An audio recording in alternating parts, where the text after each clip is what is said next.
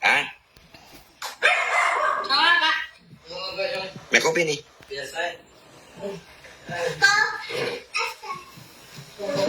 Mantongan kopi ya? Itu kalau kan biayanya mau. Acan mau coba berarti sudah acin dia bisa.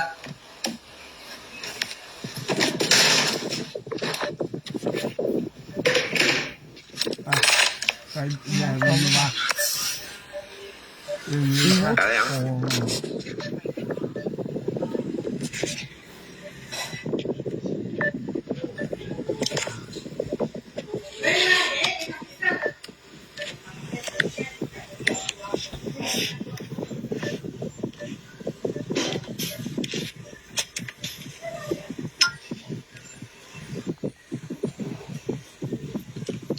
Ngay chi mun nha, hoàng anh đi. Cổ số yếu cái như thầu đi à.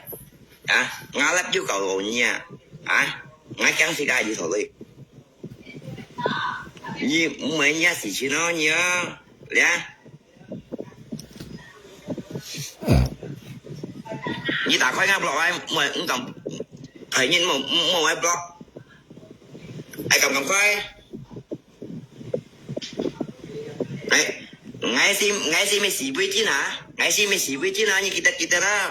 Ya. Ngay mày xỉ với chứ hả? Em bị chiêu cô mày xỉ với chứ hả? Mày son kita ban như thế kia đó. Ở như kia mà cái á. Nhà ra nhìn nha một bao bằng như nào ra. Một con phải bơi à ra.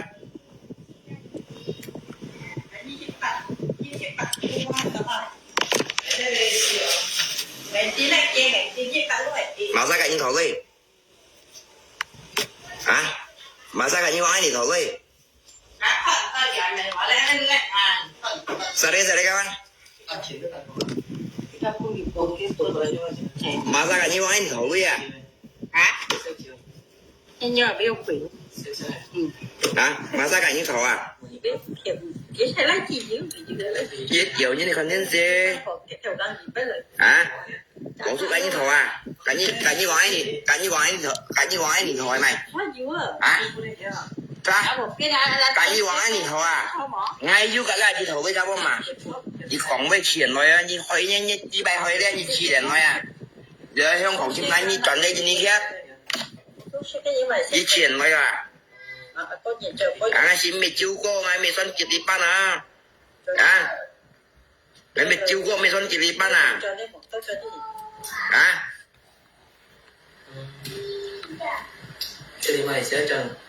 Mẹ chú cô là son chị đi bán à ra? Xỉu đình thân đi bán à? Thật bí như thế chết à? Chị triển rồi á.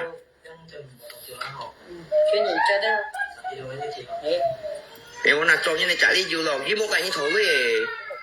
chứ tôi một cổng như vậy. Cái lô phụ Phật cái chính sao em kéo con cái lô mới phải bà cái chế một bàn tự thế bà cái hông con chỉ千人都用票ăn tê à. Nha họ cái mà chứ mà cái cả chi thổi đó mà cái bị gì à những chân ngay như trần lai nhưng mà còn ai phải lỗ su chứ bạn như còn thổi đi mà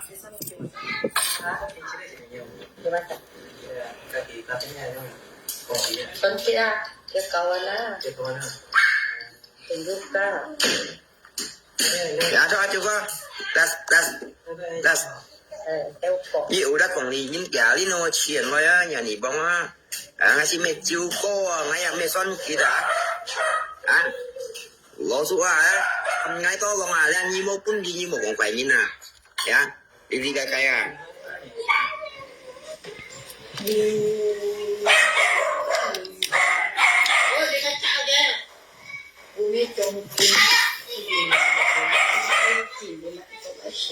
Thấy chị. Nhị con như nhiều ý cả gì vụ nhị con nhưng mà không còn phải như chọn lại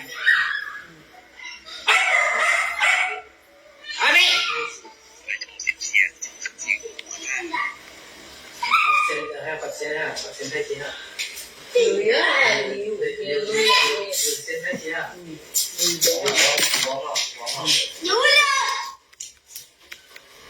Ăn tôi ăn không chị đi. Không, thì nó trả ngày mẹ đấy ngày mẹ chỉ với chi ngày mẹ chú con ngày mẹ son kỹ là đấy kỹ là đấy anh đi bông đấy ngay lép đen ngay lép ngày một cậu nhia lỗ sụp dòng một mình nhia một cái nhia thầu à dạ đi cho trả những đứa trò lại à đi sốt ngay mà kia bà chẳng cả gì nè ngày sau ngày không có nào gì dịch theo nha gì gặp mấy thầu bán cái nặng còn lại cái lưới anh có chồng nặng theo điều thép anh rồi thì cũng anh nặng như cá theo này nha cái để chúng ta bảo nó cái gì nhưng mấy thứ như nào đến nào đó cũng cả gì làm bảo lại kém cả gì lưu dụng à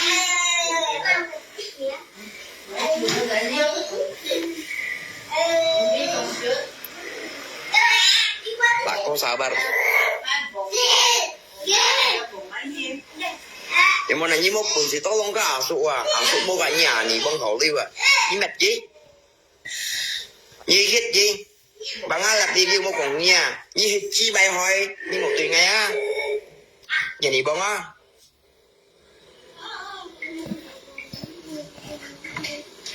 ya như này bông hết chi bay hỏi đấy như đúng một cọng ngày á một biểu như có như cái hạt du khách ngại đi nữa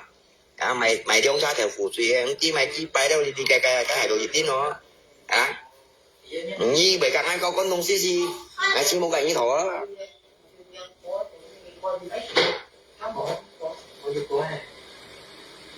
dạ như cả hai có con nông xí mà còn ai mổ được chân gì nhá như mày chi bay con mổ được như mấy ngã con tủ sen tủ ô tăng à cho hỏi ăn ăn à tạ bè heo à bao dùng tàu đi ăn chuyện ngày à à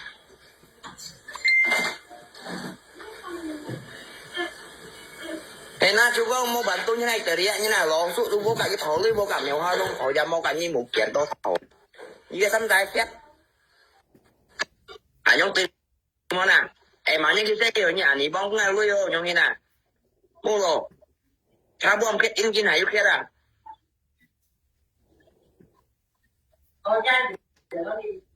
Lấy ha, tâm đất luôn. Lấy ha. mà phải là thua Là chị thì ấy có mày sẽ đi nào mà cũng sao cái này còn không cháu chỉnh vào mà thì kêu người ta đi là thì về em muốn nè nó chỉ mới son kịp tiếp ba mà dạ có những kia là sủng bằng ăn có những mặt sao mà quần gì có những như vậy có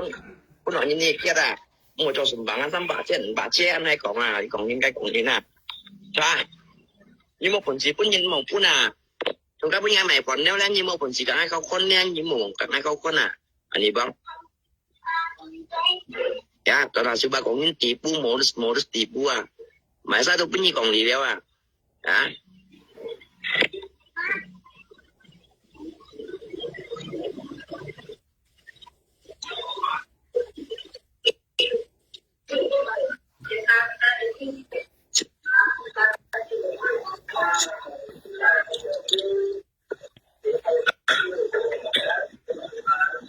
ai chỉ mấy sĩ quý chín hả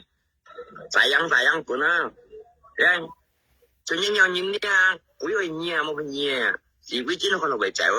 à ăn nhia sĩ quý你比sĩ quý chín呢比sĩ quý chín你不sĩ啊時辰嗰種嘢，時辰嗰種慢嘢啊！咁啲天前呢舊 Facebook 咁叫舊空啦，你講呢邊舊 Facebook 嘢嚟，依家時歸嘢嚟，咁又騰歸嘢嚟，我們喺香港喺度按招嚟嘢，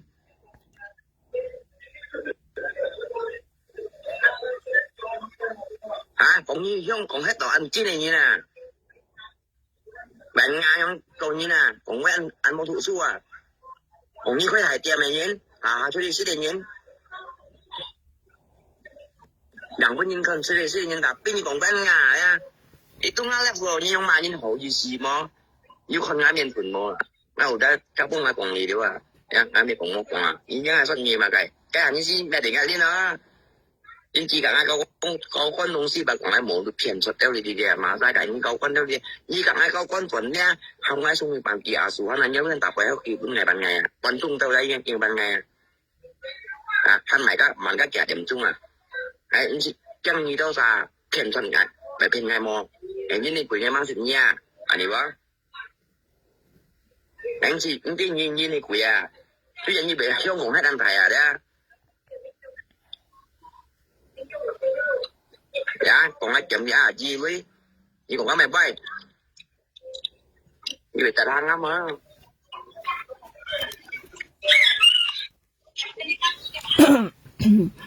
cầm bà la gì có nhiều mua cầm cái gì lên nhá bộ khăn nhìn xịt mà bay tiêm mà phải chi bay ra cho như bay ra thùng còn à anh tạt bay hơi ban ngày à nó còn thùng đầu chi cũng nhiều thùng đầu bây giờ anh tạt bay hơi giờ ban ngày à chỉ còn ai pin giáo đi à là ban pin giáo đi nó còn真送去了送去了然後咪搭咗幾日啊舊灣撚咗乜嘢啊咁滿意我面ngay chẳng chỉ bệnh dạo bị mồi à à bị mệt gì mồi à mồi dịch chuột có tạo âm nhìn đâu mà còn mày chi bye bye mày còn nghe à tập nhâm nhang à à đi cũng là tầm bao tôi tập nhâm nhang này không nó cả lớp như thế mà lộ số yếu bài như khổ cái gì mà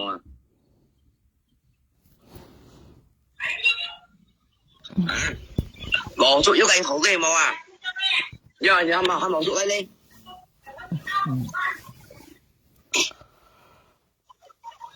Dạ như chụp nhang á, như chẳng là xong chẳng cả gì cả là nỉ bóng ai tên chụp như chụp nhang, à bệnh nhỡ là nỉ bóng nhang siêu em nhang miền, cha nó bày tỏ nhang miềnอย่างสุดthế, nhưng dùng lòng số thì là số thì là phố đi trên đêm kết gì à, đây nhé chỉ mày mò, giờ nhớ lò phân phó, giờ nhớ lò số cái câu gì không còn phân phó gì chỉ mà,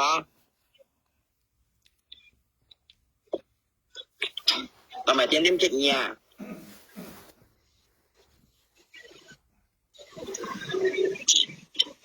Nếu mà cái thầu ngon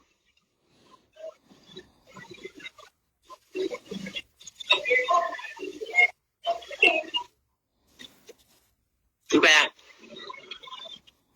món này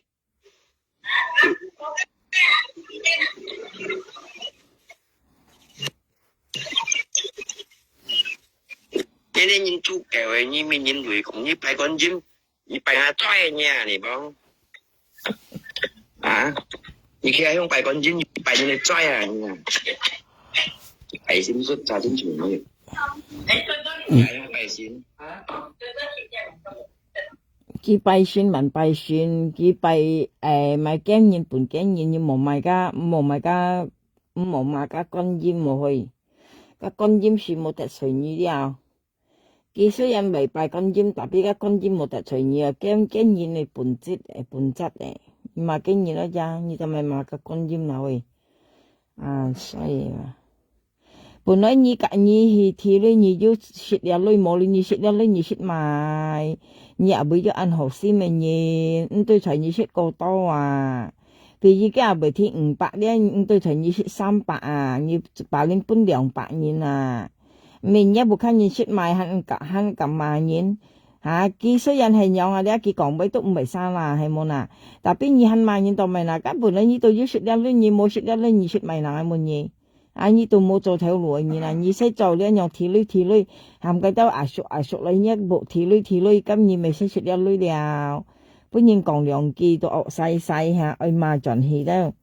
cái còn 1000吨香港咧百幾嗌都晒你講ăn四話啊2條你咪做事啊按啥啊按四你做8個天字啊2條你係做緊2-3隻禮拜咯2隻禮拜咯做啱熱8個天熱嚟做工嚟係啊8個天間2條啊你都係做緊10日了啊你肯講ăn四你肯咁講ăn四嚇你ăn四你都冇咯，近年家頭3條ăn上咪生啦。家陸續近年頭3條就香港吧，見嗌得晒2條ăn四類吧。啊，你要冇？你咩冇嚇？你ăn四。nhà mấy bà này lẹp men đó mà đi bà lẹp men đó lẹp cả gì men đó là à nhưng mà gì gì lẹp cả gì men đó nhưng mà gì gì còn ăn chậm cao lưới đó à kí lép cái gì miền lép nhân miền cái như mày vô lép gì miền cái nhân miền hả hả như mày biết sao lép cái gì miền hả như cao lưới bên kia như mày vô lép cái miền hả cái mày sao là cái lép cái miền mày cái mà này sao là gì có mày lép cái miền à mẹ ăn sinh chi à giờ cái nhân講giờ thì lưới giờ cái nhân thầu 佢又跟人講，佢又愛睇女，又愛揀人頭啊，咪安樣嘢咯。事實跟你條片嘅是唔係炒雞半日嘅條咧去，跟你條係平條你啊，兩條嘅，佢炒半日嘅條都唔同噶。記唔記得隻春米炒飯啊？我嗰邊入邊。我人 video 嗰啲咧，記唔記得女？nhà này mọi người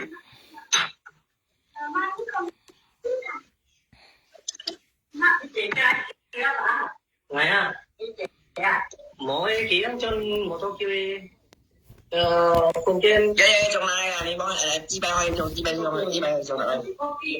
chi bay hơi cái chi bay hơi một con cái chi bay hơi là một chi bay hơi là một con xì quy trên tiểu đó đó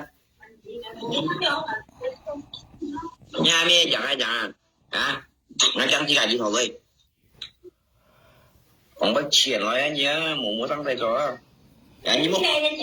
như một phần gì to lông như là đấy như vậy bọn à cái mà gì dạ mấy chồng nghe đấy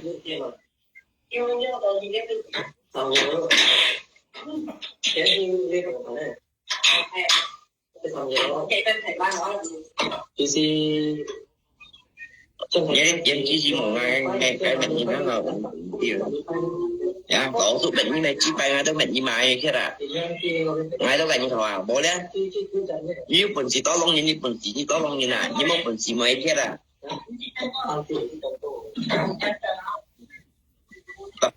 chiều ghế chỉ xong à cái ba cái mày cái video nó đây cái phải kịp lời à cái mày cả cái gì thầu đi à nhà này bố đi chuyện nói á chỉ mình xong chụp điện chịu qua á à nghe mày xỉ với chứ nữa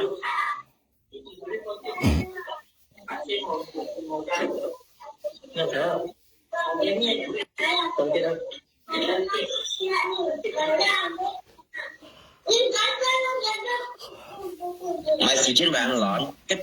chỉ bay hơi vào nhìn bông à giống tí mẹ đẹp bỏ xuống ngắt là bỏ xuống lên trên mẹ to là có cũng bán bụi đi à mày to làm gì không bỏ là bỏ là bụi tao mày trong mày đâu dọn xong theo lưới to làm cái mỏ là hay một chỗ mặt cái ngay chim sẻ với xin đổi cho thì tôi chọn tôi lột vào mày to làm cách là nó mang những lớp của nhóm cỏ ra anh nhớ tạo còn phải phạm vi một cái tre đó cái hồ bòi cả cái tre thấy không còn để mình to lòng này mình bảo tụi mốt xa bảo mốt xa đi cay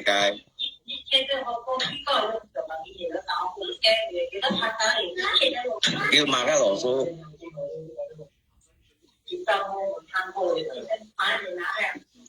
à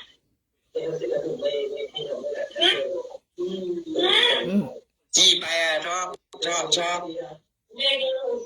mà gọi cho tôi quay nha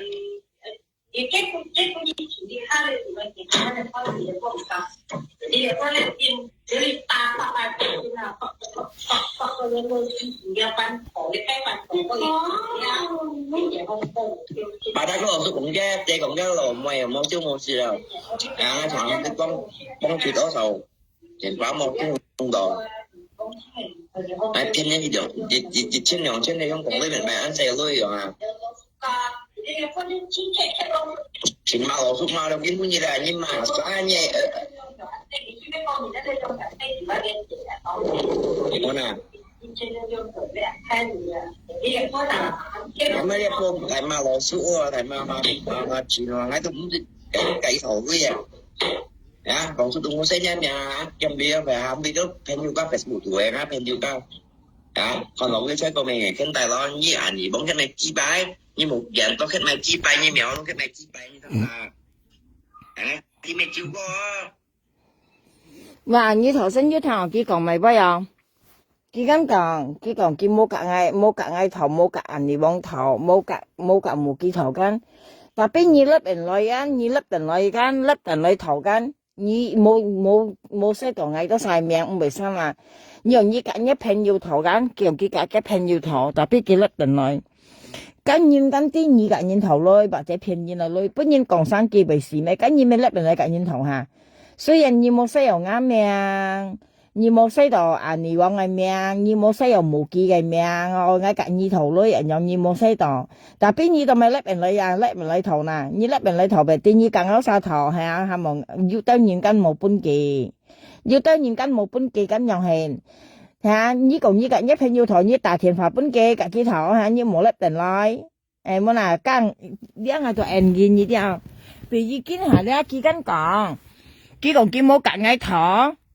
冇隔無幾頭，冇隔銀二王頭，叫銀二王罵幾根，叫矮冇隔二三沙頭間幾根樣講下，錯呢樣講唔為生啦，但係叫幾隔一片要頭啊！嚇！你粒人嚟緊一片要頭，你粒人嚟睇隔題仲現頭，要當然跟唔條罵嘅，從隔銀你往度粒人嚟罵嘅話幾片女人呢啲啊，意思隔銀你往呢度講幾片女啊，或者幾假意貼嚟女啲度，意思超8%啊！啲都本隔銀你往看到銀你往度罵嘅呀，啊幾度罵應該貴罵話。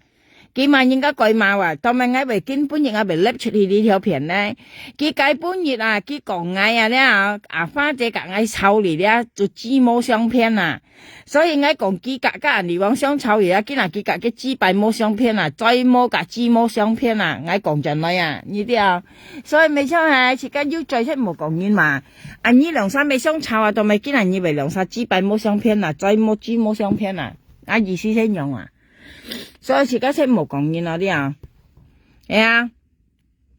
幾講啊，幾冇隔矮頭，冇隔無幾頭，冇隔人哋黃頭啊，你心散麻埋嘅門嗌話，幾個樣講實質呢條片嗌是冇麻嘅，嗌要甩你講嘅咪騙女人呢啲啊騙賊啊，意思叫冇做條路咧，你識白講貼女加識騙女人呢啲啊。幾隔應該講貼呢幾識馬計嘅門業朋友間，你冇講發出嚟嗱，你冇愛你嘅女，你嚟晒，你冇愛你嘅女，識時本你啊，你冇愛你嘅女，你冇講多再位嗱，係冇上一次嗌冇愛你啊，你一部卡識買，你按好咯，幫你咯，人家冇識你幫你咯，跟你買啥幫啦，你買啥你買啥幫你啊？你今日你上係睇都睇唔到啊！冇人家相信你啊！本來你你來咧，你都未做善事啊！你做善事，你做一步開善事啊！即跟人家本嘢女都叫你啊！咩你識乜解？你都冇做條路你啦，你一步開錯你啦！家未見甩咧，就本人雙腳甩萬人話萬嗌萬花仔，家要人家記熱跳300千500千本嘅話，你識咧樣女識時本嘢啊！啲你被告掹事啊！我冇騙你。人家呢就出去做工啊，潛女話，佢呢甩呢就本人雙腳甩你萬嗌咗3萬嚟，家人家本嘅500本條嘅人又識説啦女話，你唔識時本嘢萬人啊女啊説萬人啊女唱嗌何樣啊無啦啦本人作你罵話，罵嚟家幾多特女話，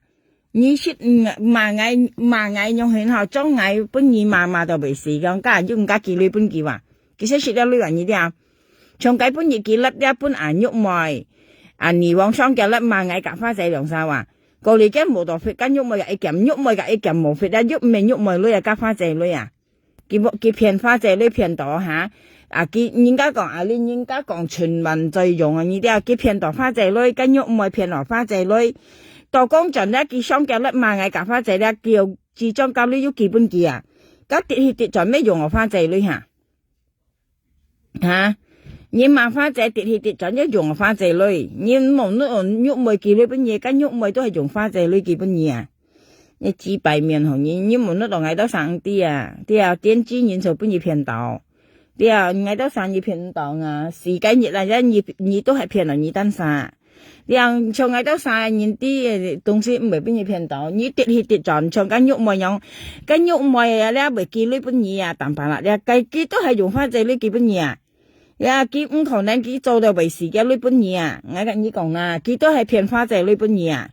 佢為佢熱跳5跳10跳本嘢，大家都係用花仔女啊！你喺前作花仔你買，所以你咧見台咧窒唔到你咧，你唔時驚。到下年因為自己台又因亡啊！跟你講唔怕啦，但因為嘅台你都看到啦，希望你聰明啊！咧你看到因為嘅台啊，你對人家講廢廢啊！你看因為嘅台啊，要按號碼啊，我跟你講，因為字啊，家下恁因為始終細貨呢度啲啦，我隔你講呢時人多，一再是衝衝斷斷樣講呢啦。你話因為咧，你花姐裏邊你識人多咧，你到盡很馬嘅講嘅費費啊！花姐裏邊你識人多騙人多咧，到盡你很講費嘅啊，講嘅咪普通話咧話幾百去咧話，講花姐條件咩咧話，你很有苦啊，我冇騙你看啦，撩你看啦，你都想撩你看啦。家下你看家淡白啦，兩隻妹啊，你下你看到嘅朋友家，人家講要除咧未報嘅身上就報嘅字唔身上啊，呢啲啊，家下你今位置叫啲話，叫到要看到啊，你去到一妹啊，點知講你去到一字五啊，下你啊，從間喐妹樣佢去又嘅孫啊，下你啊，去又嘅字實啊，一佢去五度嘅去又嘅字實啊，之後嘅字孫啊。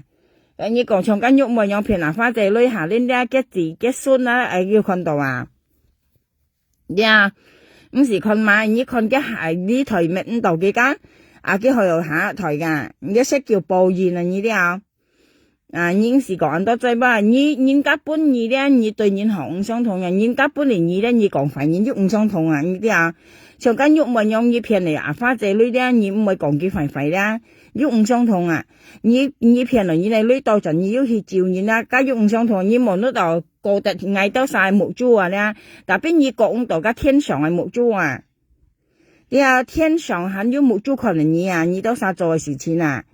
你話像一啲電子股樣啊，你望得到你講你冇騙人嘅女間，但邊嗌得晒木珠，你覺到你講唔到天上木珠啊，你冇騙人嘅女，你識乜計嘅乜嘢啊？半頓家啊，你往萬億唔係啥啦。見為啥啦嘛你啊，你半頓腰格加二頭你半頓腰啊，你冇喺度拗啦，腰啊，你冇你識買咁嘅嘢，你冇做條路嘢啦，你熱頭又識爆講緊，你跳你，跟你識買緊啦，你幫人你唔是幫二單晒，你識買啊，你識風啊，你識風架識水係咪？喺你買嘢都要看佢，你看一面吹過啊，學家顯個多肉咯。你啲家顯啊，你睇識顯啊，別說人家假當佬假當佬為多過多肉咯，一面啲肉要係假當佬為過多肉咯，你一面出上假當佬，你啊買嘅東西最冇肉係識假當佬啊，一面咧假當佬計面咧計肉條出嚟，應該為多過一肉啊，多過一面嘅肉啊，啲啊。喺愛萬人咧，唔係少呢嘢，你係幾百面啦。從間喐咪有騙拿花姐女，你騙到嗌到晒，你騙到家上天你冇做咩？係冇你忙事啊？點知講你忙事，時間忙到時啊，到nhiều啲啊，你冇做咪當啊，咁你講。有騙人女冇散物咧，你冇散物嘅人去。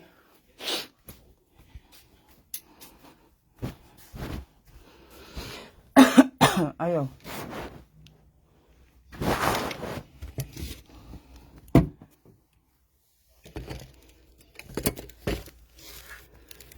嘅呢條片先拍條朋友間，呢條咩幾條拍條去？我未講我先。Ai cả cái gì thôi đấy, gì bà chết,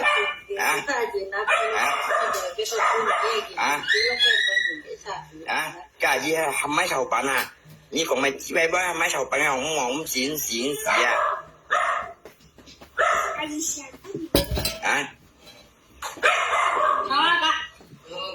mày có biết đi.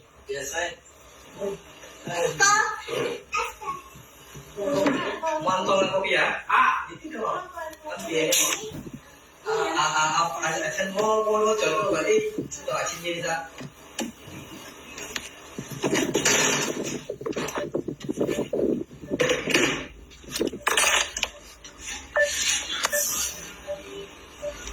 Ada yang?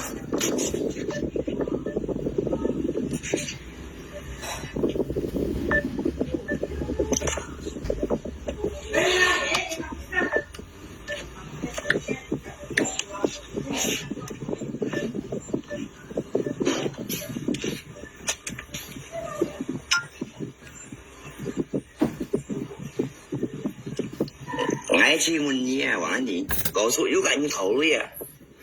ngáo lách chú cầu rồi nha ngái trắng thì ai đi thôi đi như mấy nhá thì chỉ nó nhớ nhá như ta khói ngáp rồi mà cũng cầm phải nhìn một ai block ai cầm khói đấy ngay si mình xì với chứ nè ngay si mình xì với chứ nè như kita đó nhá ngay mình xì với chứ nè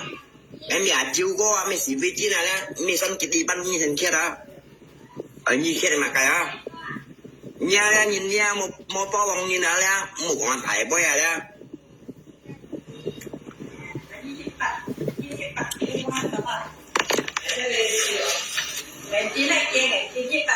mà ra cái như thổi đi mà ra cái như nói thì thổi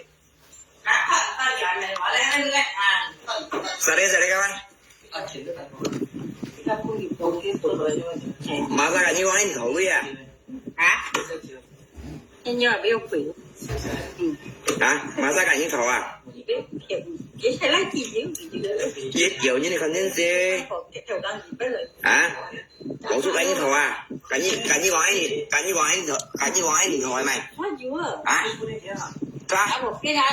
gói thì thổi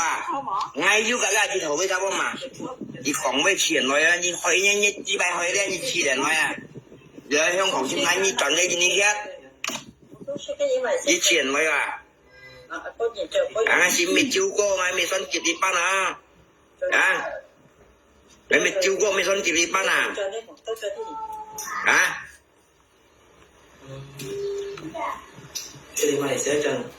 mình chiếu cô là son kịp đi bán ra tiểu đình thiên đi bán thế bây giờ chết đi xin tiền rồi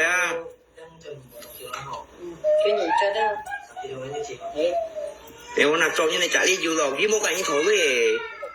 chứ tôi muốn còn gì cái ta chỉ theo lô số phát triển chính xác cái kéo công cái lô mới phải bài编chế một bằng tự thế bài cái học công几千人都用上对我个嘛因為我家己頭嘅啦佢話個 BB 啊你真係你進來你冇講一排羅叔要擺呢度頭啲嘛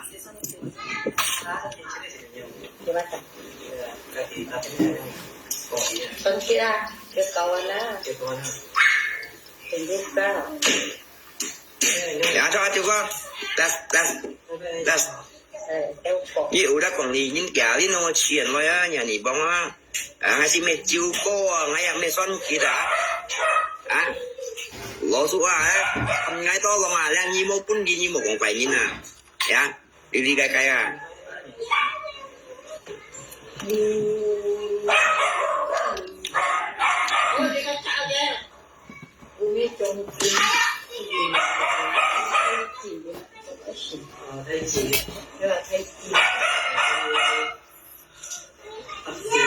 còn như điều ý cái gì vụ anh như còn nhưng mà香港phải đi chọn lại đi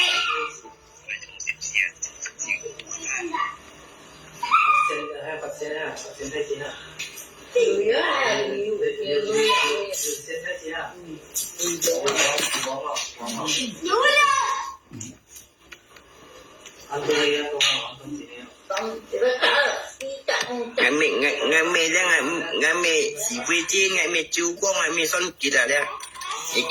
kita đấy anh ấy bông đấy ngao lách ngày một cậu nhỉ lỗ sụp ra một mình nhỉ một cái nhỉ thầu đi cho trả nhân đôi trò lại đi sốt ngay mà cái bà chẳng cả gì nè ngay sau ngày có bữa nào gì dịch theo nhá cái gì mấy thầu bản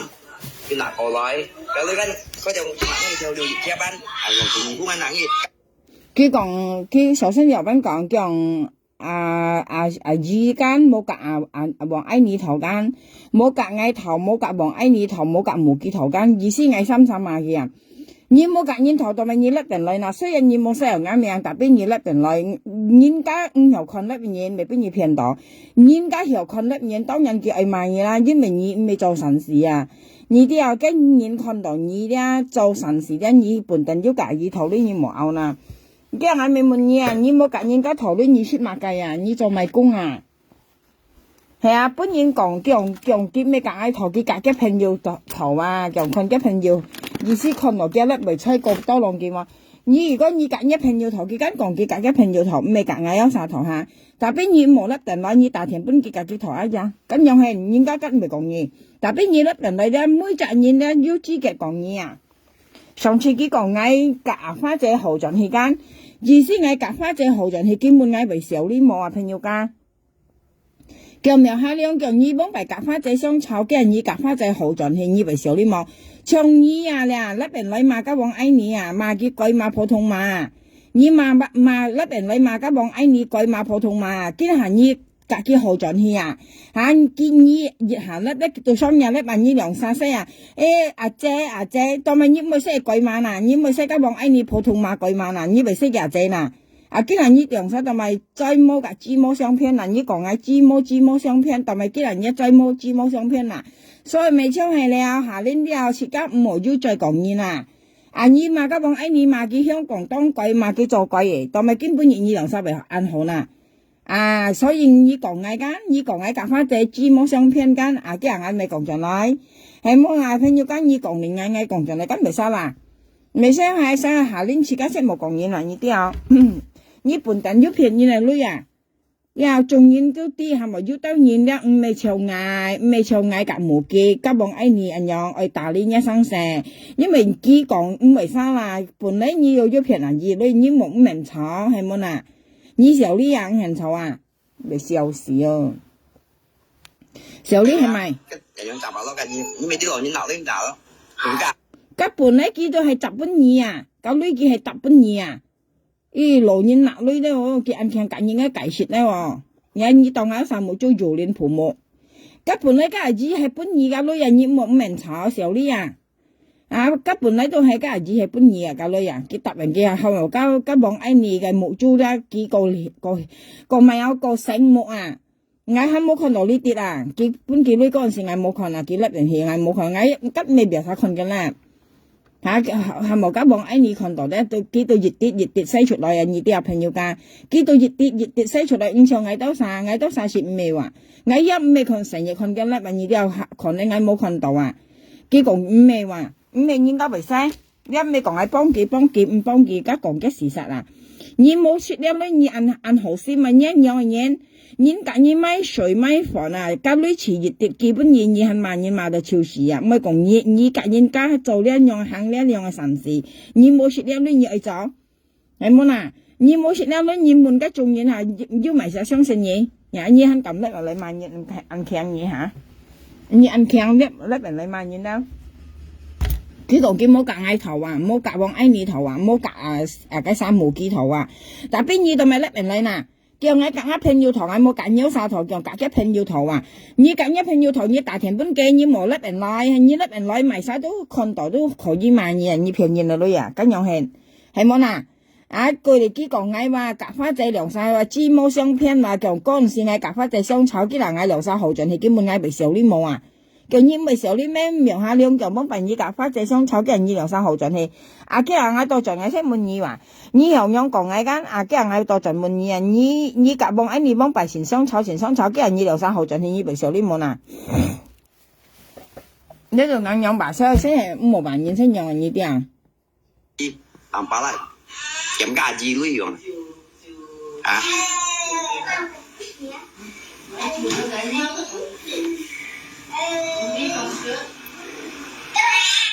bà con sao bà cái món này như một phần thì tốt không có ảo tụ mua cả nhà thì con thổ lưu à như mệt gì như hết gì bằng ai là đi lưu một con nhà như hết chi bay hỏi như một tuổi ngày á nhà này bông á越開嘴就萬言之nhà này bông hết chi bay hỏi à như đúng một cậu ngày á một biểu như có 依家係到傾日啲咯啊，咪將沙條湖水啊，啲咪啲擺到你啲計係到熱啲咯啊，唔依為隔硬個觀眾試試，先冇計呢頭啊。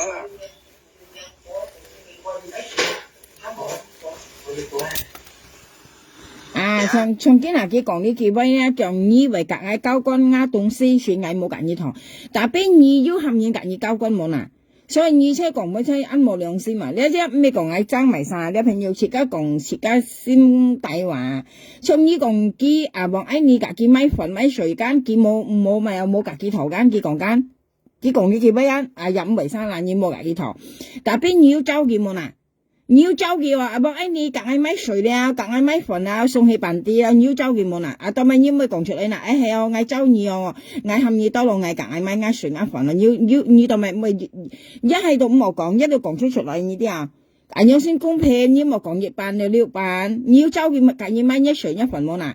啊當咪你咪講你周佢米嗱？啊出去啊，你識份先講嗱呢啲啊，而家要周嘅唱吉花正啊。cái lò phô cháu ký cháu liền hắn mô tả kiểu như hắn cái lò phô hi à phát chế cái còn như cái cho bà kịch mà xong hay bàn tiền mà cái còn như mấy tí cái còn ý識講發chế thằng kia ăn keo như thế cái最尾cái kiểu như mấy tí cái còn như mấy tí cái còn những cái nhỏ做cái còn cái bữa còn nhon là như thế có đi cái lò phôเลยว่ะphát chế ơi phát chế ơi cáiว่าnhư ấy cả cho bà kịch mà cái còn anh mới muốn lấy giúp tôi nhớ lọc phổ hi môn cả bốn khóa trên mà tổ hai giúp còn nhị mua được vấn đề mua cam kì cái giúp mày ngay nhiều cho như còn所以nhân sẽ chỉnh suy上家望哎你個你買水買粉要周佢冇呐？你咩要周佢下根本熱呢佢講你佢看落5個銀佢講你唔係生啦嚟。冇嗱，見到可能5個銀啊，佢講醫生見唔生啦，你本等啲雪兩女冇錯啊。從緊呢條片本地按橋了朋友家切家講嘅公道啊，呢啲啊，你講公道係為咗你冇長計年嚟年人年啊啲啊，切家你冇找佢嘅冇啦，哎呀，但係啦，我隔你買水哦，買200包哦，買粉買200包，為乜你咩要找佢下，佢先未隔你買下，佢受幾女啊？佢意思受幾女遲熱跌板咧，佢要前作業嚟嘛，講人家受嘅女大嘅連田法咧含幾板女都話，家幾識破反應啦呢啲啊，呢一課前排先幹，你都生後家佢做朋友，人家戰爭係嗌服你啊，我老實講係你冇朋友都冇啦，隔呢樣嘢啊，快先幹啊，日東西前快先幹啦呢啲啊。你講嗰個東西吧，講喺冇都真決定啊！你咪只係分冇都，你咪啱放喺度真度我當啊，做好樣嘅班女啊，大費係話，放送到呢樣件藝啊，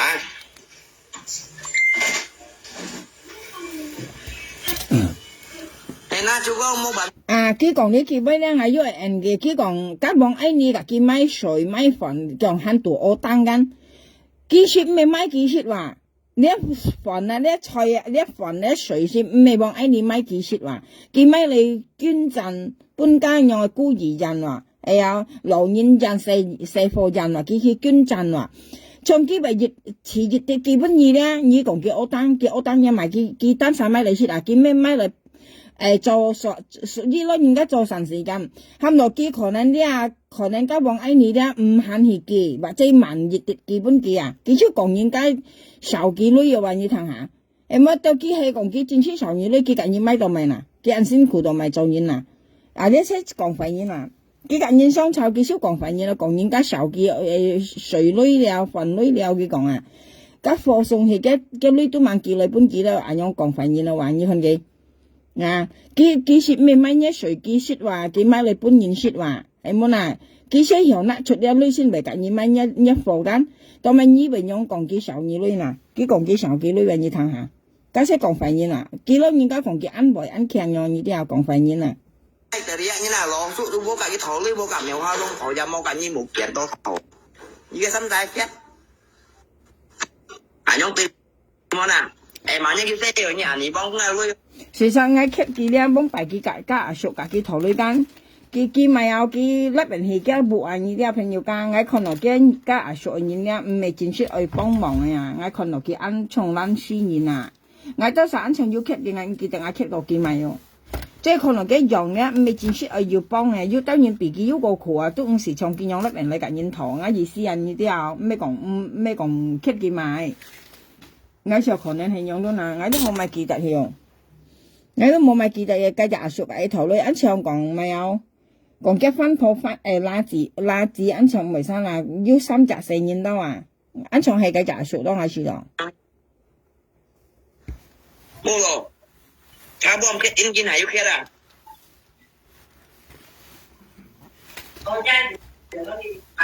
Đấy ha, xong chất đồ. Đấy ha. Bảo thua. Là chị thì anh có mày gì à, biết không? Cũng theo anh ngày còn gì là không cháu chỉnh tàu à. Thì kêu người ta đi là thì về Cái món này nó chỉ mới toán kịp bán à. Dạ. Punya kira sumbangan punya masa mau pun si punya ni mai pun nói như kira mua cho sumbangan sama bạc chen hay còn những cái cũng như nào ra nhưng mà pun si punya mau pun à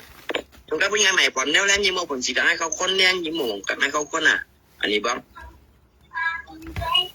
ya kalau si bang còn những tipu modus tipu à mà sao tôi punya còn gì đâu à hả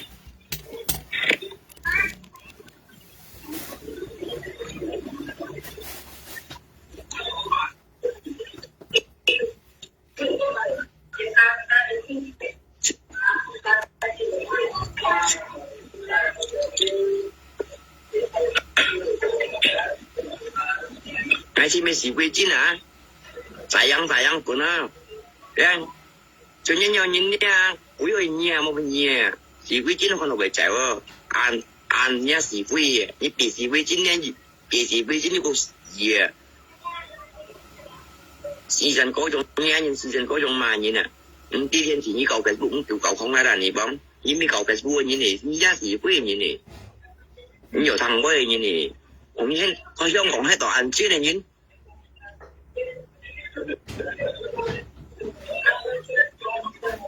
À, cũng như không còn hết tòa ăn chứ này như nè bạn Nga không còn như nè cũng với anh mua thụ xua à cũng như khối thải tiền mày nhến cho đi xí đây nhến đảng có nhìn không xí đây nhưng gặp bên như còn với anh Nga ya ít tung ra vừa như không mà nhìn hổ gì xì mà như con ngã miền phun mò đâu đã các bông là còn gì đâu à ya ngã miền còn một còn à như nhớ là xuất gì mà cái hành như gì mẹ để ngay đi nó因自家高官公司把講喺網度騙出掉你哋嘅馬仔緊高官掉啲，依家喺高官份咧，後尾送去辦幾廿數，可能有人搭喺屋企本嚟辦嘅啊，運中到已經叫辦嘅啊，慳埋家萬家幾點鐘啊，係唔知將遇到啥騙出嘅，嚟騙嘅麼？誒，因你攰嘅掹算呀，係咪話？兩次唔經驗你攰啊，最近要俾香港黑人睇啊，咧。Dạ, còn ai chậm dạ gì mới như còn có mày bay như vậy ta đang lắm á cái chiều những các chị hàng ngâm đâu như hòn hạt đi cái chiều những chị hàng ngâm đâu như hòn hạt đi à cái những các còn những nhân tàu am tôi cả những cao thọ hay à bốn những các kiều vậy như nè tàu con chọn cái trời chiều những chị hàng ngâm mà như hòn hạt cái dịch nhân tàu âm到隔nhân頭本人家多浪嘅嘢嚟，佢到講陣咧，設計本嚟佢説後，因為佢唔人家講是係要條命嘅咧，上緊命是屬於嗌到曬次多浪機運呢啲啊，特別佢嗱佢到陣咧，照嗌到曬跌下啱啊，未消事啊，一分人嗰啲講埋一路做下啊，佢咪有佢部卡件事嗌到曬多浪機啊，本佢説本佢用嘅咧，佢嗱到啊講陣咧，佢照嗌到曬跌下啱啊，新次啊！前日期間嘅位密出嚟啦，佢咪有佢騙人啊！人家可能個眼把佢兩記人樣啦，佢到馬了啊！講人家佢照人家跌下啱到啊！長間喐梅嘅本業佢咪照嗌講，佢講嗌講咗羅梅，嘅本業喐梅間，佢喐梅嘅羅梅出嚟甩馬嗌間，佢講嗌講咗羅梅話，講咗羅梅嘅勞工時限。cái lò mày không đền cái lại chỉ時下佢講意思嗌講法，佢而家少少說咩話？譬如講係算冇講法嘅，而佢本身佢真實講嘅，佢咧邊嚟講叫嘅老公，佢可能嘅嚟嘅老公時係佢講，過嚟嘅間樣嘅企家都係堆嘅就話，然後基本嘅買嘅間樣堆就間。嘅間樣企馬里都堆嘅就，佢單手講係乜嘢？全當然要聽人佢講乜嘢。但係佢基本嘢賣出嚟嘅飯咧，跟肉咪賣嗌間叫嗌冇咪有。佢賣嗌冇何事嚇，啲學翻錢咯。不過嘢要攞嗌講費嘅羅梅有事實是咩話？嗌做嘅羅梅又俾分講出去啊！你分面後嘅羅梅單晒講係乜啊？佢講佢可能嘅賴下嘅勞工時刻啊！嗌未講啊，我呢可能一賴一勞工時刻或者你通租但係咧啊，你已經講啊！你啲有黑市勞工嘅嘢是按唔係好嘅分佈嘢啊！意思啊，你啊，長期用咧，長期羅梅跟肉梅嘅羅梅用下。比如佢嘅勞工，佢可能嘅嚟嘅勞工時日咧，係講人家啲度咧，人家是唔係話朋友間，切家交幾多為冇名，因為實係咁嘅嘢，名是一條字話，咁樣係我講嘅意思啊。從嘅勞工咧，啲佢交度幾多為事咧，嘅勞工都唔係啊，係冇啊，切家麻生意交熱就老婆用，切家冇咗一條命啊，呢啲啊，嘅勞工都唔啲啊，像比如見係呢啲度嘅勞務交度你用下，以為冇命啊，呢啊。朋友間係乜嘢？咁樣係啊，所以你都安辦單啊啲，一屬於叫通租訂啊，你賣晒交幾多時嘢啊？咁樣嘅意思，佢客戶嘅嘢啊，呢啲啊，佢嘅單晒講係俾嗌分就嘅俾講出去咧，佢全作嗌你嘛照嗌話，過嚟咧佢用嘅間樣啊啲，佢都堆幾隻，佢馬里多啊，你聽到冇啊？一係佢講係俾話，咩嗌有晒講嘅話，佢單晒講係嗌就嘅俾講出去話。過嚟佢講佢聽嘅隻客，即係聽緊肉味客間，過嚟緊肉味收嘅豬咧話，即係佢聽嘅隻客間，佢隔嘅隻支付啊，支嘅隻跟度嘅客啊，特別嘅隻肯收嘅豬啊，過嚟佢別晒粒人嚟咧做菜咧，今日隔一隻做麻布嚇。你看我為要講個咪講費佢辦佢有冇間？我就嘅唔可以講出去看待東西，我講出去間。過嚟咧，佢商家13點得嘅，佢問我講費嘅羅梅話，佢問我冇何事咧話。咁你係買到你自家單曬喎，我問嘢，你講我要加撳威啊，要裝威啊，你做照我就照到。咁我講我俾錢佢係咪我看到同埋聽你講我講翻出去嘅，同埋以為就你樣照我啦。所以我天天我唔係跟佢照我朋友家，間肉咪佢單晒照單晒呢啲啊，上街本嘢雖然見人冇啱命，特別見咩照佢單晒嚇，佢照咁當啱啊，因為食間冇加撳天威人呢啲啊，我就嘅威講翻出去樣啊，係冇幾少本來講到佢咪有潮少咧，呢啲啊佢本來講到嘅時候咧唔好意思啊，佢咪潮。等等咯，佢咪賣出嚟咯，嗰啲經驗個師傅啊，你啊先個師傅啊，其實佢賣嗌咧，唔係賣幾單晒，你啲朋友間嗌是硬夾佢賣幾單晒話，嗌是冇得同佢賣嗌話，但係邊個朋友要夾嗌講嗌話嗌未驚話，嗌又冇講，嗌裝到不去哦，咁冇東西嗌成交去嗌算冇啊，嗌就嘅唔可以講出去，邊有晒談啊，要當然間冇看，要當然要看。係啊，要看你應話係啊，佢要樣講啊，要得冇看啊，係啊，佢真係樣去啦，啱意思係樣啊，呢啲朋友間呢度我講啱意思，呢講翻出去樣係，特別佢間都當我講佢基礎嘅時候呢樣呢啲呢度係，其實嘅羅梅是羅斯講呢朋友間喺講基礎狀元咧，佢最後佢冇交勞工，咁冇去年啊，呢啲像依湯租訂咧，你交到埋散，一勞工都會死hết啊，家些叫湯租訂啊，像嘅羅梅是屬於湯租訂啊呢啲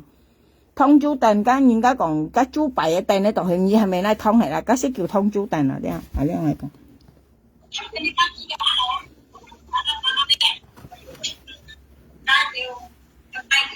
再點啊，係啲幣嘅樣嘢啊，啱啱幫幣嘅情況啊，大幣好呢份啊，份藝啊，一份送到自公廟送到會啊，按大幣好呢又份藝啊，佢講係便友嘅啊，又份便友嚟，我本身送去咯。送去咯，啱咪搭咗嘢啊，搞翻緊啲乜嘢啊？咁滿意我呢，我講是病也會唔好嘅，也會病也唔好嘅，我越做嗰大份嘢啦嘛，你講咩幾百倍？我講嘢啊，揼一命啊，你講下揼包到揼一命啊，我計叻呢啲嘛，攞數一百你好俾我啊，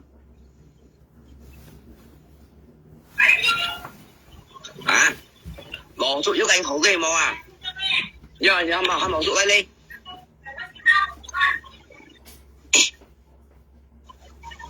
Jangan như chụp nhang á, như chẳng là xong ngắn chẳng cả gì cả nè, nì bóng ấy tên chủ như chụp nhang. Bên nhẽo nè, nì bóng nhang siêu em nhé miền.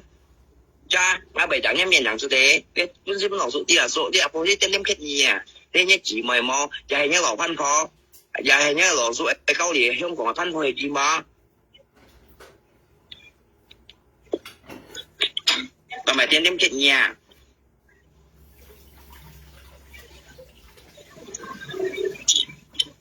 Chính là cái thầu ngoà.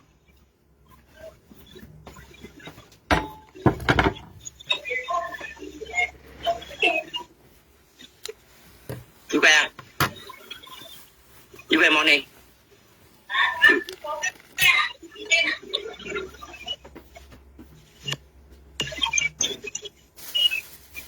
Cái này nhìn chú kèo ấy, như mình nhìn đuổi cũng như bài con chim. Như bài hát toài nha này bóng. Như khi không bài con chim, như bài như này toài à nha. Bài xin rút ra chân chủ này. Cái không bài xin.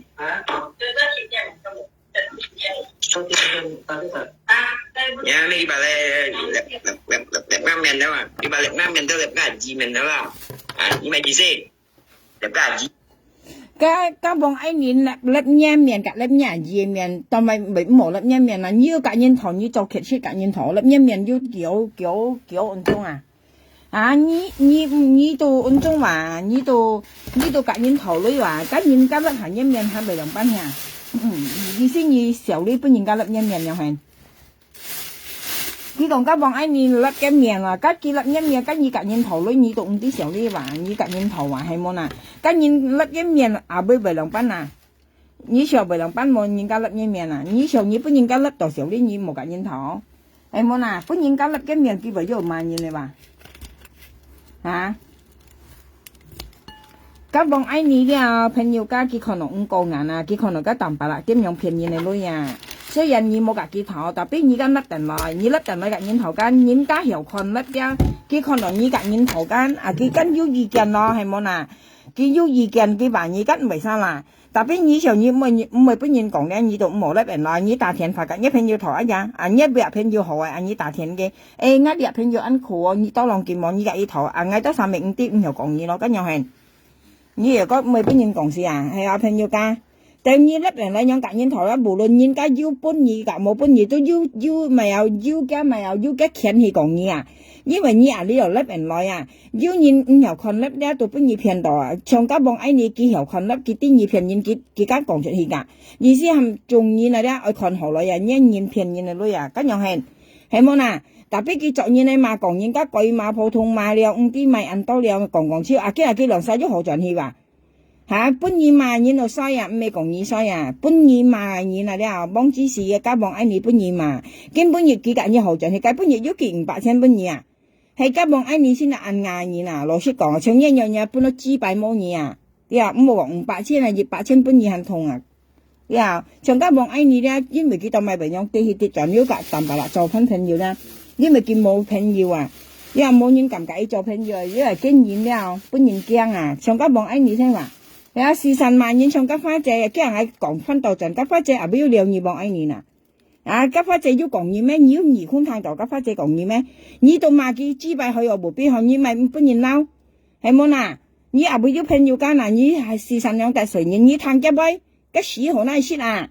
即係你人人講本幾談啊，講家望愛你談啊，花姐講佢了。係啊，家花姐都52磅，你係人係貴啊！你冇聽到2寬7你聽到，幾好你聽啊！俾你都就去罵花仔，你係咪特隨朋友家啊？你又未喺度，花仔未喺度，切間樣上都好啊話，咁就啊唔是樣品上癮啊！嚇！如果係花仔按好啊，花仔唔會罵佢咯，啲啊花仔唔會罵佢咯。係從你幫愛你啦，咪資幣冇5啲咧，你講花仔養後生治療，係啊，冇你冇人你冇本幾多人，你是5啲天體話，你冇聽佢講啊，你人是害人嘛，啊，你上次都隔佢相炒講佢，你一講佢交啊，根本亦佢到場你隔你講乜，你要相信你萬人啊，按冇理由啦，夾花仔掹2度你啊，幫愛你2度你啲啊，佢冇變過嘢，佢講一講，你最好冇俾佢2度啦，你話花仔2度你啊，冇變過你啊，聽定啊，幫愛你。你冇得到你罵人咯，冇生氣咯。呀，你冇得到啊！我到三本二望，年馬年冇生蛇啊！二到啊，啲二趟定啊，幾多三冇變過你啊！你冇得到你安強嘛吼，你安強我咪再二萬年吼，從二萬嗌啦，呀二萬嗌啦，都係因為你幫百姓講嗌啊！你上家13點咪粒你講嗌係咪你唔記得啊？所以咧你冇聲音，你冇面聲音你啊！呀你繼續撥通嘛，你叻加，你掹二到嗌到三四二到你就啲話。trong cái bốn nhiệt còn các 13 điểm còn ngay cầm gì đấy mà như bọn anh đi mày sang áo sao để kén nhỉ như mày sang xem là bọn anh đi như mày sang như香港做mày như là ngay áo sao để kén nhỉ trong cái bốn nhiệt còn thầy bù siêu phổ chọc mang siêu ngay đấy mà nhé sang như còn ngay bây giờ mang bắt còn đi ngay liệu chiêu hỉ à cả hà lên hiểu thay của này đấy hiểu bộ lý sĩ thang là nhiều tí vậy như vậy như còn bây giờ ăn cổ phần à các thầy bù cái tàu phổ sao bù đó kiểu冇收到ngay đấy mà 應該是人或者佢講啊，應該是人冇事到啊，咁唔應該是人事係係啊，佢講啊，而家咧係賣杯，你講出賣杯人呢啲嘛，呢啲係賣杯你出啲嘛，係啊，我賣識得隨嘢講起咧，幫愛你學白咧冇搬咗是非真掉到，啲啊，咁幫愛你嘅紙幣咧，佢冇搬咗是非真掉到啊，呢個緊要講咧，嘅原因嘅源頭先用啊。幫愛你嘅紙幣冇本事會真掉到啊，所以佢被人撈啱留下兩千樣啊，你知啊？佢被人撈啱先樣原因嘛？你話佢紙幣冇本嘅時會真掉到啊？你話佢講嘅提部貨錯啊，佢本要提部香港大部貨作間，佢講冇收到嗌話嗌應該是人冇收到啊，咁唔應該是人就是係佢話，你記位係幫愛你講嘅啊，我記得記書肯記得你講啊，幫愛你。呀，你講乜嘢安用啊？講乜點解會đó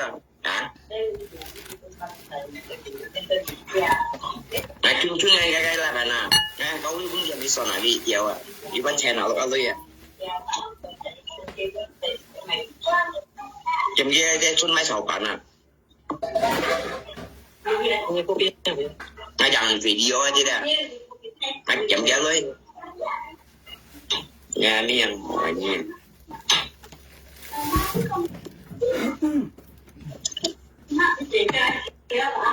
này à mỗi kia chân một tô kia cùng trên trong này à đi bón chi bài hỏi cho chi bài cho lại chi bài hỏi cái chi bài hỏi một con cái chi bài hỏi là một chi bài hỏi là một con chỉ quy trình điều đó á nhà miệng chẳng hả ngay chẳng chỉ là gì thôi còn bất chuyện nói anh nhá mua sang tay cho như một phần gì to lông như là nha như vậy còn à cái mà ra anh có gì là tiền con anh mới trồng như là nha còn nhiều tiền đi không còn này còn nhiều thì nhé chỉ một ngày cái bệnh gì đó là dạ có tụ bệnh như này chỉ bay ngay tới bệnh như mày kia à ngay tới bệnh thôi à bố đấy như phần gì to lông như phần gì như to lông như này như một phần gì mấy kia à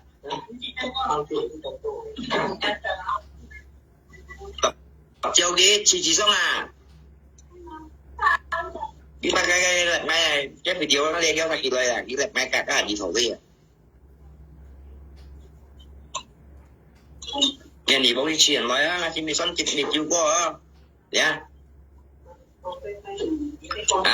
ngày mình xỉ với chứ nữa,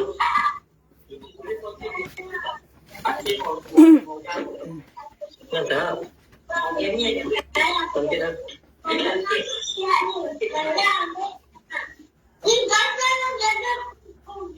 mày xỉ trên bàn lọn, cái chỉ bay hơi vào nhìn bông là dân tí mê là đẹp bỏ xuống ngắt là bỏ xuống đây trên mẹ to là có một bạn bụng đi à này to một cái không mò là và là đi tao mày trong mày trong dọn xong theo tôi để to lòng em mò là hay một chỗ mặt cái ngay chim sẻ với xin gọi cho thì tôi chọn tôi lột lòng này to lòng cách là anh mang những lớp của nhóm cỏ ra anh nhớ bảo phải bỏ một cái tre đó cái hồ bòi cả cái tre thấy không còn bệnh mình to lòng này hiện tại tôi mua xe đào mua xe đi cái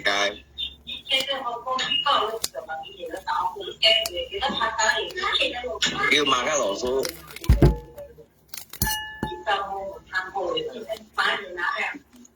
啊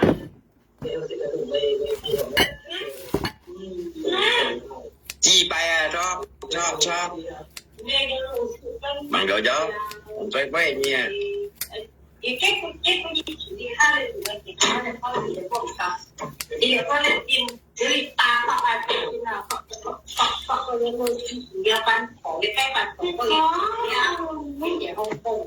bà đã có sự cũng cái chơi cũng cái lỗ mày một chứ một gì đâu hai thằng cái bông chỉ đó sầu thì bảo một cái không đồ ai偏那个一千两千的香港那边买安谁都有啊。前馬羅叔馬兩件半嘢啦，你買啥嘢？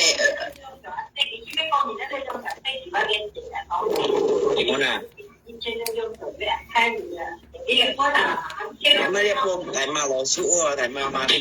前話喺度唔知計頭嘅嘢。Ya, bang su tunggu saya nya kem dia về ham đi đó pen juga Facebook tuổi á pen juga ya còn lỗi cái của mình cái tài lo như ảnh gì bóng cái này chi bài như một dạng có cái này chi bài như mèo luôn cái này chi bài như thăm là thì mình chịu có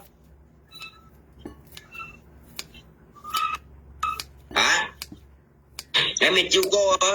nhà gì bóng là như kita là hả khi bà lagi chẳng có gì bật cái lại bật tiếng à trong bật tiếng này à cho anh kiểm tra gì vậy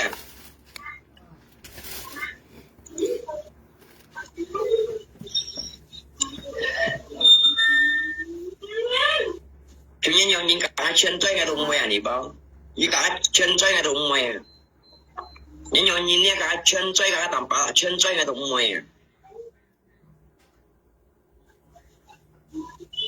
yes ai vẫn mong như nào ngày mới xỉ với chứ nè đã nhớ ra lui ra cũng thằng tật một cũng tà cái đi nào ra cả hai có con còn ai cho nó tiền số kéo gì à còn như cả hai có con còn chia sẻ nha chị ra dạ cả hai có con còn tạo bé ban ngày lui hay còn tiền số kéo gì à ngày mang thịt nhà nhỉ bông à như cả cái con vẫn còn nhớ đi tạo béo gì vậy à hai con chụp cái gì à như còn lấy còn ngoài chi bái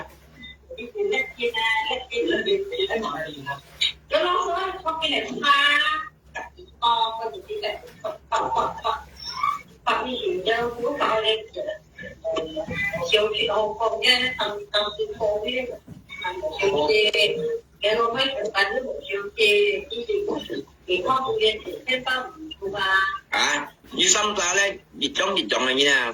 xăm bà là點知啊？從以前嘅300先係點知嘅，係你今年你去做蛇咯，你咪喺度點隔煙頭裏咯。從一年識300啊，你識點知啊300啊？你出爆隔煙頭，本人嘛喺你頭。係啊，你識300點知了，係你知了，自家提前工作啊，唔係靠你女來說，唔係本人講，唔係本人險，唔係本人嘛。係啊，你識300了，爛死了，啲啊，堅係忙咗香港睇不嗱這本嘢嘞。喺你講人家300，唔係晒個300，係嗌300是嗌本人嘛，但係永遠你出爆本人講，本人險，本人嘛嗱。咁你識300啊，幾講冚人哋往自己槍追話。啊！你人用個追，你搬一嚿槍一嚿都唔係為有事啊！一嚿啊，一家垃圾追啊！結果冚人哋往自己槍追，佢都唔係話啊！你都冇女你嗱，你追埋晒自己槍啊！你做咪跳家園你啊！你開咪提廠，你開咪提店嘅嘢，你追冚人槍啊！你都敲時下工啊！啊，説5爆啊！你嗱，你追埋晒自己槍，你超風追嘅乜嘢啊！佢冚人哋往自己槍追，唔係都佢講啊！你話論你香你按實開咪提店嘅嘢嗱，啊要咪頭家要咪辛苦嘅嘢嗱，你再含人槍嗱，你而家用個超風追，你老婆都咪緊你槍咯，你而家叫垃圾追啊，啊你又冇女嘢嗱，咪曬緊你槍追，人家係追為本人家槍啦，你或者要女又人家先咪撈你槍追又咩啊？你都靠時下工啊，説到喺你隔喺香港睇不下仔面達啊，要講含人緊你槍追。你嘛不是愛錢來嘛，係冇啊，冇乜計用嘛。像喺講含呢個嗌寫豬家就差唔多，因為你愛博嗌搬二女啊，你話你愛夾嗌頭女間，嗌到含呢個嗌寫嗌豬啊，嗌先搬二女啊，咁樣係跟呢度夾煙頭啊，要含呢就二親日仔，你講笑咧朋友間咧，你叫講笑嚇，唔好啊啲啊，佢講含人哋往嬲你唱仔呢度唔會話，佢講含人家夾佢唱仔啊，夾佢寫腳底啊嘛，佢嗰度人講埋叫講埋人罵埋佢識啲意思啊呢啲啊。其實唔啲嘅意思啊，你愛罵人愛啲意思啊，你啲朋友間食緊罵不好，啲出一啲嘅意思啊，咁你要挑時下講話，咁你可能你都未做事，肯緊你親仔，係啊，你挑到識到難嘅然後，你可能一面都未做事哦，你咪使你緊你親日仔，你緊用係仔，又咪使緊你親啊，經行滿意啊，你係講亞威嘛，咁你嗱出啊，咁都皮到超風咯。係啊，吉追猛甩出嚟，吉都嫖叫吉梅啊，超風梅啊，呢啲啊，碰超風啊，從吉追甩出嚟，我冇平嘢朋友家，珍珠咧啊，為 L 四一啊，超風啊，香港含嘢撈住槍追喎，唔會都好疼人，我福爾咁講啊，撈住槍追唔會，戰裝福爾咁講咯。係啊，朋友愛講乜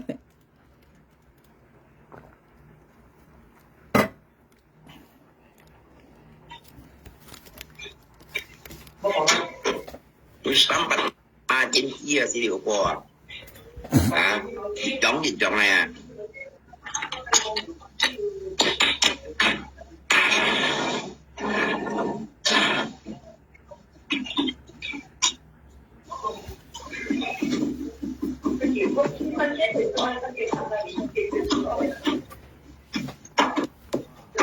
rồi cái vòng ba phân ngay cái xong ta tôi dịch chọn như chi bay lỏng ra tôi bật chơi không à你估人到啊？嗱，所以你講乜先啊？嗌拔劑礦，嗌用翻拔劑礦。你又會看到，你會入拍木影可能嗌拔劑礦，驚嗌滿意啊？點樣咩？所以你後五間嘢咧，你咪知白講啊，驚係你講嗌拔劑礦嗬，你又會入木就看到嗌拔劑礦啊？你拔鋁礦嗌到相信，你啲你拔鋁礦啊，你拔鋁礦啊，唔係嗌到十拔劑礦，你冇借二你萬嘢啊！你拔鋁礦啊，人鋁啊，是你書包到隔人頭明你三台嘅鋁啊，你冇講人拔劑礦，你拔鋁礦啊，愛鋁又唔會做啊，見你明你喺香港啊，臭雞都撚絲人嚟頭鋁啊，佢講嗌人家見你過真人唔到咧話，佢嗌要人同一劑咩？你成日講亞威佢講抗威啊你，佢講威咧前強啊，啲前強咪有裝威啊，呢啲啊講洋威咧，佢咪東西叫做前計落講嘅話，你人類你咪講不認同啦，你人類別晒咧，你咧邊嚟夾人家頭係咪有夾人頭博人搬啊樣，你都咪樣講啦，唔識聽你講噶。見人類咧，別晒咧，人嚟夾人頭、夾人正，呢家熱頭又識白黃照，呢正呢幾時班啊，又冇做條路啊！佢講夾花姐正唔跳，但係你咪見你五十正啊，呢度係夾花姐正啊，意思正到50班啊，有限。佢講佢冇拿花姐腰落夾花姐正唔跳啊！你話你正到你甩咪辦，唱家唱樣啊，別晒講夾花姐正，根本你花姐係唔幾班，你看你要辦啊？你係騙人啊！乜嘢？佢講夾花姐隻唔跳啊，甩邊來啊！夾花姐叫我夾你隻唔跳，按叫咯，未見下你啊，好叫啦啲啊！佢話我減冇到血啊，隻唔跳扮跳花姐冇隻本嘅你係講你要何辦啊？咧，比以前家講笑咧，朋友家唱一現你換嚟現嚟制啊啲啊，比以咧唱一用嚟現咧夾你都成香港睇班之後你咧，你都冇隻本嘅，佢冇何辦本嘢啊！你係佢講，佢含你係講別意，既然你講含幾班啦，佢含你盡去減啊，含你盡去減，你盡到去咧，佢啲河班都唔同，咁你盡去減冇班又班人你識嘅種都唔好食，像呢樣嘢就你都殺掉你咧，我老師人你講咧，你食本嘅等人係本嘅佢冇河班嘢，你白嚟講佢本班嘢類。你苗開窿ya bật tay không chứ một điểm都bật gì không nhà này bóng bật tay không你哪死啫？佢講嗌苗下兩日拔劑礦話，無見多拔支礦話， cái sao mèo bọn ấy nì bật dây không cái bể tí ngáo sao bật chi không bật dây không bật tí nhí bật lưới không như thế hả cái còn ngáo sao bật chi không bật dây không cái mù kia bật dây không bật chi không cái một cái bật là nhớ lọp thôi chi không như tạo lý kiểu mày nè hả cái mù kia bật chi không cái một bật là nhớ số này bật chi không như tạo lý kiểu mày nè ngay bật dây không ngay một bật là nhớ dây không như tạo lý ngày mày nè nhí bật lưới không bật ở香港台灣這lưới ra nhí bật cái lưới không này nhí tao mày講nè香港反應嚟咧幾百年啦，幾百年啦咧，唔啲小哩啊！所以下嘅朋友家日下冇識咧，佢就叻啊！要講人家咧，講超啊！佢講按多俾得食咪味嘅，而家根本冇味了啊！講人言，要你咪點晒cái Mong Coi Nhật Bản thân咯，嗰個顧客同到都去輸到咪多兩錢嘅嘢，咪騙人大眾嘅。nhưng mà có con tiền đi à nhưng mà cái mong co hàng sống hàng nào rồi mấy gì xịt cái phần xịt lọ còn à xịt cái xịt lọ còn à tin không tin hai nhân kia hay còn phải như nó cái còn các bọn ấy nè là别啥bọn có ở đó xịt cái寿司còn cái hay xịt lọ còn à lên hay咪còn衰nhiên à從呢樣些講衰nhiên mà係cái còn các bọn ấy nè xịt cái xịt lọ còn à tin không tin hai xịt lọ còn à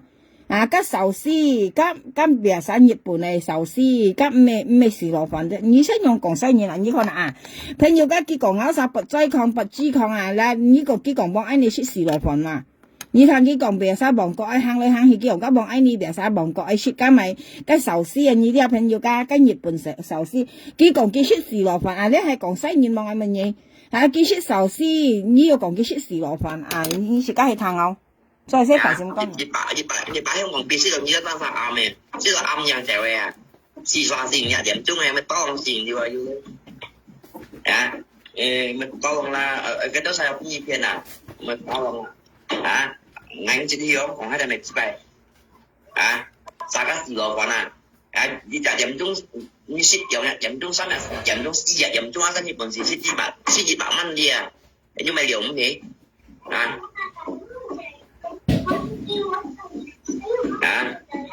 Long Chin bilang karena bayar Long Chin bilang karena ini nhân gì quê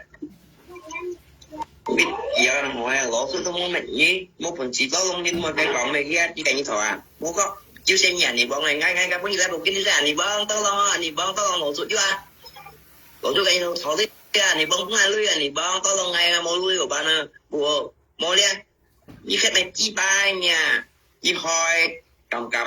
cầm cho mày trong còn ăn to sao thấy mong có ăn to cả rồi ở chung đi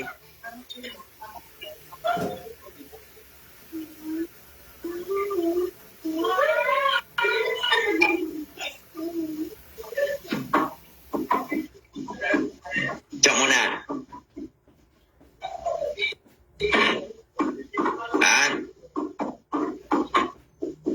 bà chăng nhà thì bóng mẹ chi ba to lòng chìm đi qua nông đi như to lòng mẹ chi ba như to lòng lỗ số ba chi ba đúng không nào nhà thì bóng như to lòng mẹ lỗ số ba chi ba thì theo chi mô tùy như nào tùy toán không bữa nào con chỉ để mẹ chi ba cả bà thế này sùng bằng đây mẹ đã phong phú ở với nhà khi là bị bay quỷ hết gì bữa nào bà thế này thì đi cái còn như chi ba nhà một bên nhà你ăn看嫌你哈，人家分500,000，講人哋自卑不然500,000，對有字母同你要幫個人冇嗱，你要幫個人冇眼滿意喂，你全看嫌人家講人不500,000咧，對字母同又咪你要幫個人冇你都係人幫個人你又咪資格講人家對字母500,000、300,000你要幫個人冇嗱，驚眼滿意喂，你要幫個人女冇嗱。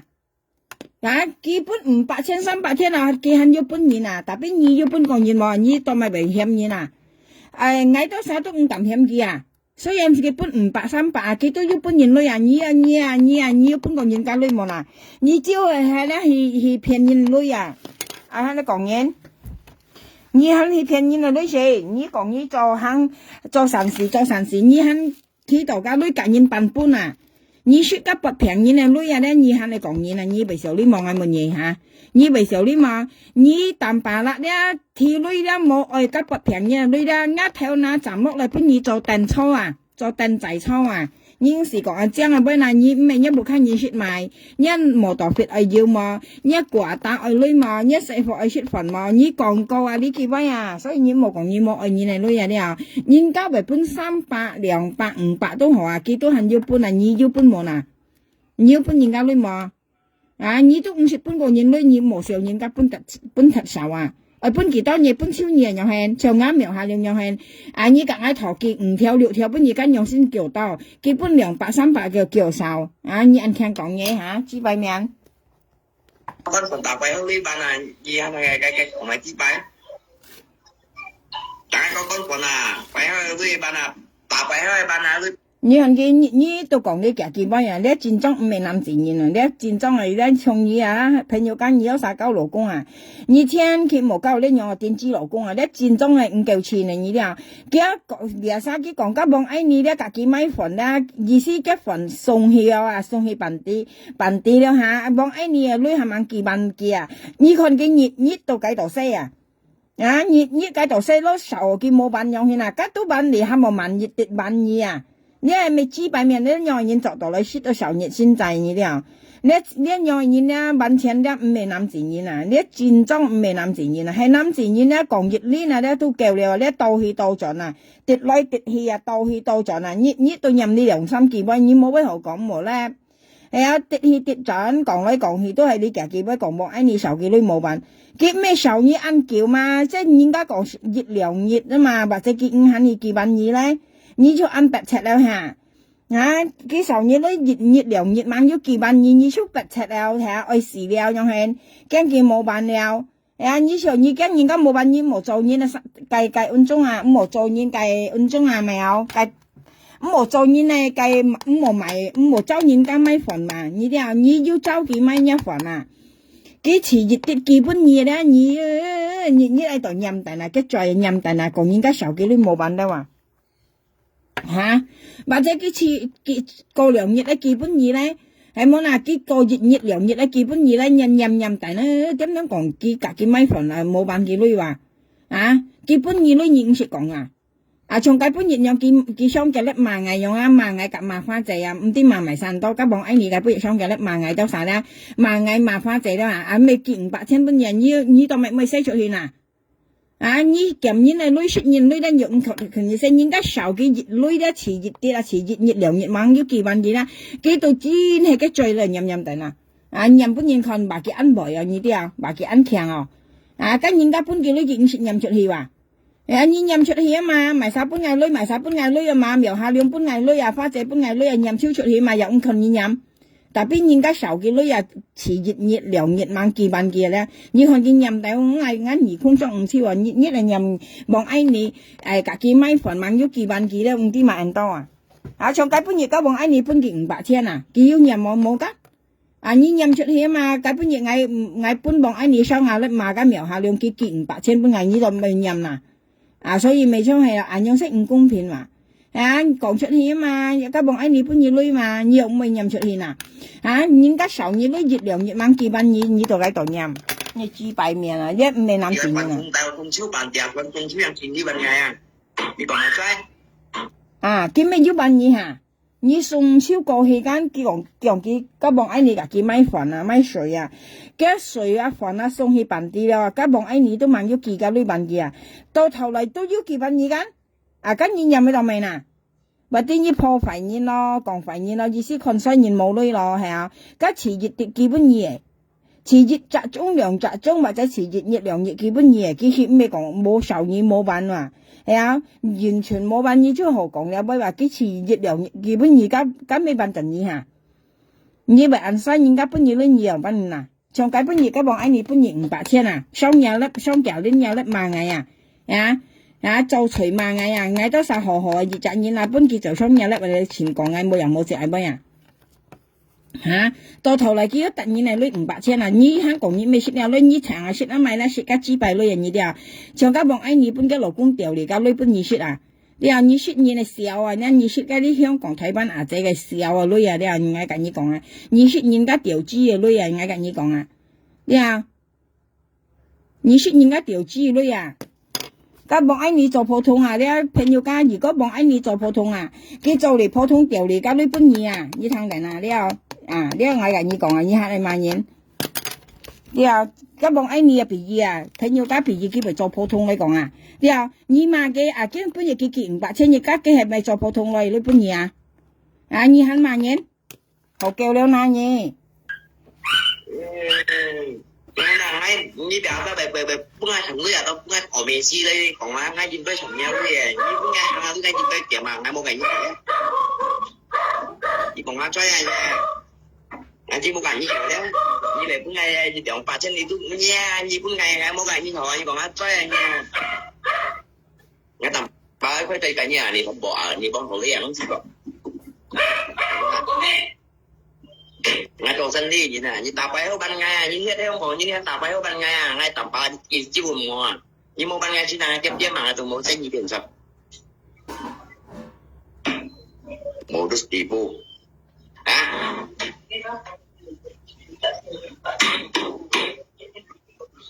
nhân còn đi trên nhìn với là nha bà chân gì còn chỉ bài như vậy cái xe bò phân cái xe bò bà trên như nào cũng nhiều mùa dạ nhưng còn thì nhìn với cả cái thổ đi trong đấy mà thì còn những chi bài còn chỉ với những ngày thổ đấy đấy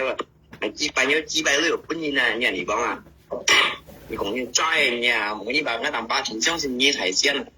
香港大家加時落運嚟嘅，即係時落運咧100蚊行出咩嘢啊？上線日人中係蒙國行當行啊，你咪幾擺喺香港貴啊，白西礦啊，人時會見人度啊。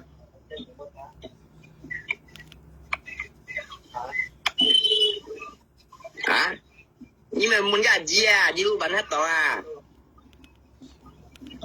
Chuyên là như tôi bên Yuka tầm bà lấy bên thủ đi mà.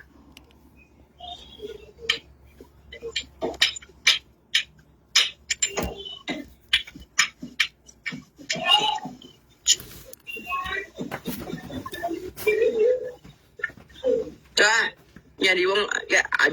aji bông lấy mà ngay ở đâu aji thủ đi à? Ông mới chuyển lại nha. Như bà lẹp cái aji miền đâu như bông aji bảo bạn à?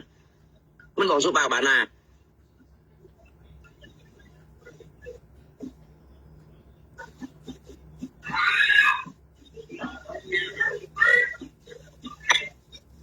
Bao lòng à nha, chỉ dẫn có trong nhân như này nha. Hả? Bao lòng gì rồi na, một bên nha. Như cả có con phần nha. Ngay bởi chân nhà gì bông à? Để có việc phiền như này bị trên sông như vậy bật không rồi nhìn mồi á. Anh tập ở ban ngày đó mấy anh công ảnh gì hãy tôi mua còn những phiền ban ngày chỉ còn anh đi quăng bật không anh đi quăng mình ấy đó sao còn như bật không kia hắn còn như bật không như vậy bật không nhìn mồ kia còn như bật không anh đi quăng tên chi mà tạm bà hắn còn như bật không tao mày ngáo sao vậy còn như anh đi quăng bật không đã xét kia còn bà ngay xét thằng kia còn với kia cạnh như anh học bóng bậy kia như anh đi quăng係bật không nhìn mồ ngay hắn cạnh như chỗ nhấp phần là xong thì bún nhìn là kia còn ai cả cái còn như bật trái con市場嗰樣人員佢講係㗎佢咪啲人往拔劑礦佢要拔人一劑礦冇人往要拔一劑礦冇佢要近要拔一劑礦冇，如果佢冇拔一劑礦，你叔唔應該用講佢係人往拔劑礦佢冇拔人一劑礦你先用講快佢話佢拔劑礦唔係生啦，特別佢要拔人一係劑礦冇冇㗎，你先話講人佢話咪生佢講人佢話。佢講藝人嘅啦，個你講化妝人嘅啦，跟住神地啦又假下，藝冇咪係講嘅名，要講嘅人嘅啦，個你肯要講Lina正人嘅啦，個你肯要講埋山多，埋山要講人嘅話，你咪知吧，人嘅不魯狗不魯狗你咧叫不魯狗叫從耶穌你一每年咧你冇老婆了冇人愛你到時了你神拜馬啲都冇老婆了係耶穌你入就係事你冇講前人譬如佢嗱一嘅老婆蘇你入你為自己離婚你朋友佢冇人愛了神拜馬啲都係冇人歌你所以佢對嘅老婆按好聽樣因為提議佢驚嘅老婆就係本人笑你啲朋友家佢咪本人笑啊，你啲啊，唱嘅老婆，唱別嘅老婆嘅蘇尼一唔會見樣講下，佢是本人笑啊。所以啲佢學費費咧，佢都對嘅老婆好啊。但係有三日嚟嘅老婆熱跌啊，佢全晚就出嚟爭嘅老婆咧，要講老婆咪老婆咪，其實計嘅老婆係先嘛，佢了嘅老婆係先唔冇仔話。你都三又困甩嗌又困啊，因為佢啲咧佢冇本事啊，你啲啊雖然嘅老婆來起碼都佢養兩隻妹啊。你啲啊，但係佢別生人家講嘅蘇尼一賣下，佢全晚就出嚟賣下，嘅意思佢了嘅老婆先嘛，安慰嘅老婆啊，你啲啊，你都晒條裙甩咧，二冲樣裙啊去啊，你啲啊，佢了嘅老婆先，佢別生嘅老婆人家講嘅蘇尼一賣啊，佢全晚就出嚟賣人間，佢出嘅老婆跟條時候，係有老公啱食嗌哦，佢先用血又就話，係講別意見係人家講嘅老婆咧，佢唔會爭你講下，你看嘅老婆就冇。佢出唔明啊！你啲啊，佢知道咧，佢又氹嘅老婆啊，佢又計嘅老婆啊，你啲啊又計嘅蘇尼一啊。事實經驗咧，我同你講咧，佢啲佢啲冇本事啊，朋友家佢啲佢冇本事，佢啲佢冇耐啊，所以咧嘅老婆雖然攞啲啊，佢都又計嘅先嘛，喺看得出嘅粒啊，有時我看佢講法咧，同埋咧嘅老婆咧嘅咪有嘅蘇尼一咧。同埋今日呢輪咧冇咪要出嚟死啊！其實咧嘅老公騙到人哋女啊嘛，啲人家講追要女嘅追到硬啊，冇女嘅追到又硬了，你哋嘅等人嘅老婆啊，你啊，佢啲嘅老公咧今下咧冇咪又去騙女了話騙唔到啊，冇人信啊話啲，所以呢群嘅老婆呢輪見粒咧嘅老婆都點緊冇世間，因為世界都冇女了話，幾兩三次要打嗰啲咪有。大家咪有叫咪疏散啊！你啲有意思講我今下咧冇按規騙女了啊，冇按規要人家曉記你本記，冇按規要人相信記了你啲啊！你看嘅蘇尼一呢輪都點下去啊？騙咗家五千蚊幣幾廿粒，嘅蘇尼一夾過下，嘅老婆啊嘅蘇尼一蚊幣咧幾廿粒，嗰陣時係要人家搬女啊啲啊，嘅蘇尼一咧幾廿粒咧，嘅蘇尼一度夾過嘅面前嚟啦，哈個全時間，既然你看幾粒嘅蘇尼一點間。冇咪要生氣間，因為嘅老公呀冇按規騙女了啊，啲啊騙唔到女了啊。事實我係講嘅東西咧，朋友家，我真正講到啲當然係咪講唔跳嘅東西啊？啲啊之前聽騙人啊，家強嘅木馬踢死了，佢做網粉咧，做2年嚟做了，跟住條買木馬本記話，佢買到咧做2-3年木嘅網粉做2-3年下，嘅木馬要拿去賣去咯，要揾女啊話。係啊，所以佢時做工咧，佢又會要血啦，佢先用啊。假如講嘅田飯快吃了，要人家搬熱條佢買又佢計熱條，計女拿到血買田飯佢買米啊。所以你看佢時做工都未餓時佢啊，而且用話佢全強餐，特別係要人曉搬啊。然後你都上冇見本事啦，不過你嘅不看人呀，嘅不看人呀唔係我死朋友家。因為佢曉聽啊，你啲有佢曉切啊，用粒人嚟聽啊，要人家可能佢猜過要曉搬佢啊，佢如果搬跳佢下，佢買米都買5啲幾多咯，係冇啦，要排食咯。佢講嘅田飯屙係了，假如要講嘅位置係腳叉了，假如要講了，假如要講加了，啊，跟人家搬佢叫買米嘛。啊！佢咪識按河菜了，係啊！佢愛識菜佢咪去咪有去海鮮作馬去，或者廿煲頭落水去作界嘅樣啊！嘅菜先用錢來嘅，但邊米線唔係話米線，你冇就邊已經係你冇種，你冇大南間你都冇米話，係冇啦！佢西呢都係西嘅米類啊！你啲小朋友家。佢西都係西嘅米類，呀，人家搬落佢類，佢講買呢買家，啊，佢咪拿家類啊買米咯，米都要識啦，然後特別用菜咧，菜佢都係出嚟簽，佢廿煲頭咧，佢咪就係咪有野生道啊，就嗰啲咪作假燈籠啊，馬齒啊，自己盡力撈改啊，呢啲啊，撈馬齒改啊，自己咪識來用，咁咪過省咯。你啲啊，像佢冇因下佢咪甩人來啊！你包浪我當2包因哦，你家跟人看落吹個要記呢本記啊！啊因啊嗰邊盆拍糖啊，跟人家記呢本記嘅咪要買嚟食哦。其實朋友你有啥看下先，係咪東西唔係？4ngày, modus ngày, cả ngày cũng như mày ra, tê á, như không còn hết tỏng ai nhìn đi hết tỏng xanh giờ trong hết tỏng, như cả thìn quấn thế ngay, ăn cái dung à. Chứng nhân nhìn mày mày bún cầu siêu lúc bỏ lại bà Bảy bà ba mà bà ba hả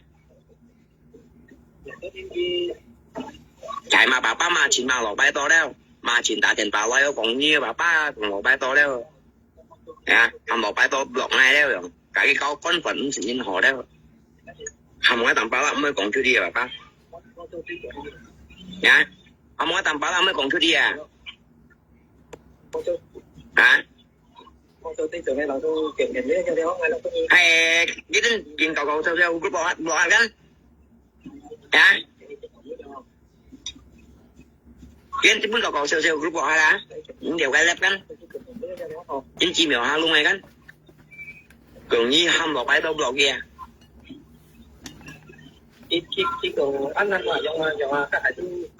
mà cái nhá năm mươi tôi chỉ trên trong cái tầm phá lại khoai kia đâu sai phải để dây chiếu là một bên gì nhà nhiều vấn đề như cả còn những lúc mà gì xăng là mày chi bay à đó à tiền bà đó đi nghe đó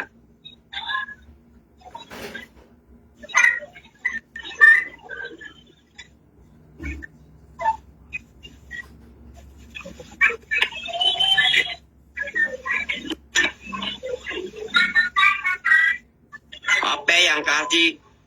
jual langsung masa juga HP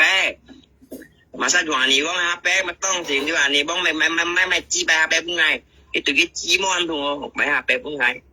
mệt bao lòng à masa còn chứ mấy HP cũng ngày à nhà này bang còn cháy bói à nha cháy xiên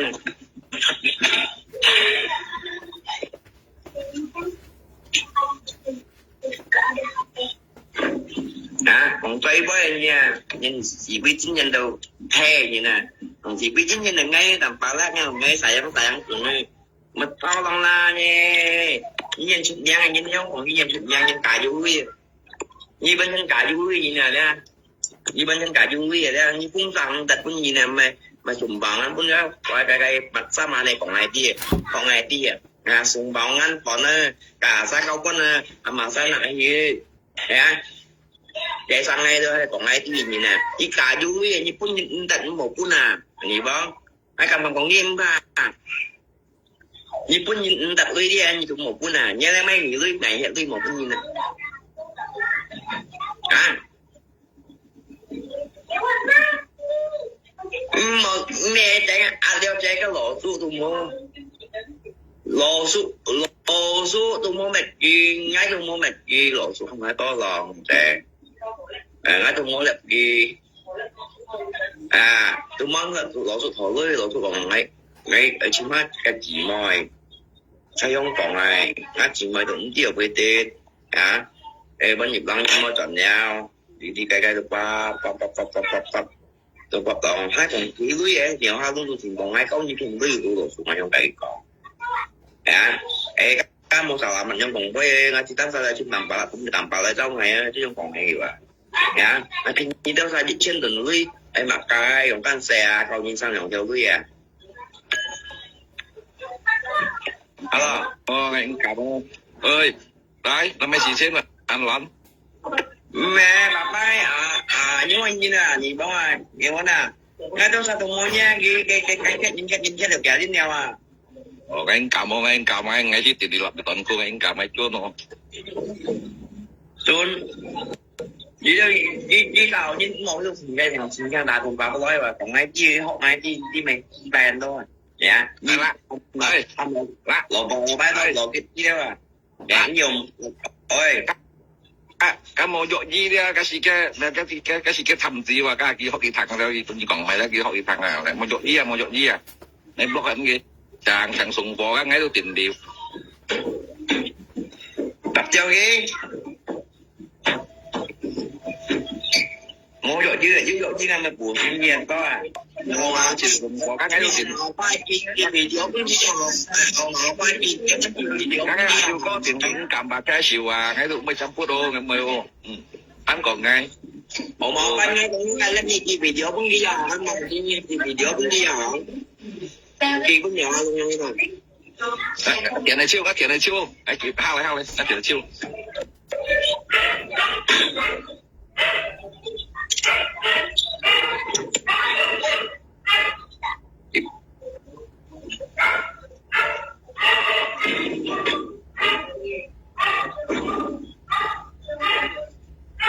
món mà như món à trong các lò phụ bằng thằng bà là tôi đi xem chứ xe nhà nhỉ bông mang mèo hà luôn mèo tao một tiền tao ấy món đó du này du mùa tổ du không ai nhỉ bông to lông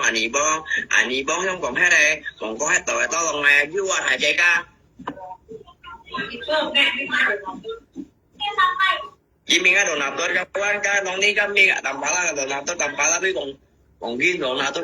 tốt đấy ngay mỗi còn mãi pha đồ nào tốt đấy ngay lát mỗi còn mãi pha đồ nào tốt đấy mãi pha ở to lông tôi như này những người to lông như cả đặc biệt những gì giờ còn tiền chi với anh to chiều hắn mai mình ương pe em ý mày ra đây thấy là một cái gì nè chưa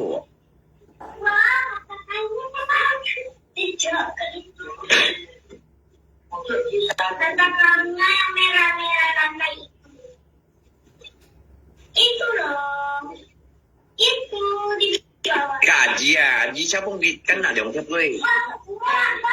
thế nên bu già hả đấy cái nào bị già gan ở mấy hồ bạn đấy vì đi hả hay là mình ăn thấy đó mấy hồ bạn đâu thì mấy tìm đây bà con hồ bạn chứ đâu gan ra bạn nhiêu có sùng về có dạ dạ còn ăn kiểm gà gì bà trên đây vậy cũng như các lò sụp đây thôi anh cái chiều anh bóng là các trong là cũng game là lò sụp diện gì vậy em không gì được không nào không thì về lò phân bố đâu một gì thì bóng mình như vậy có bóng phải các lò sụp vậy nhá lò cũng đâu có cảm á bóng chi về trên mà lò sụp vì thì ngang lắp cái từ mà lò sụp à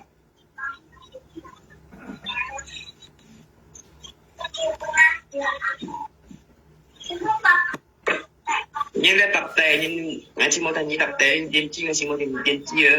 như cái nó còn biểu dân có những cái không như bà nói ấy dưới số chuyện như cái để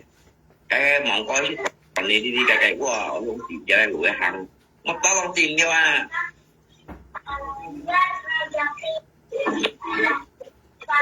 cái nào ba cái mà lỗ số ở trang có nhận mà đều kinh nhau à dạ mà lỗ số ngay rồi chỉnh hay đâu đang ya mai gì đâu tôi mau bàn tôi lỗ số ngay tầm ba lắp tôi muốn phải nhà gì bóng khổ đi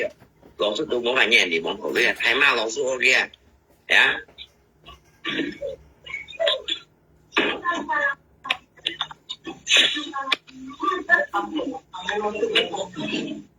lỗ số tôi mới còn nhà gì bóng dạ danh thú đi cái như họ à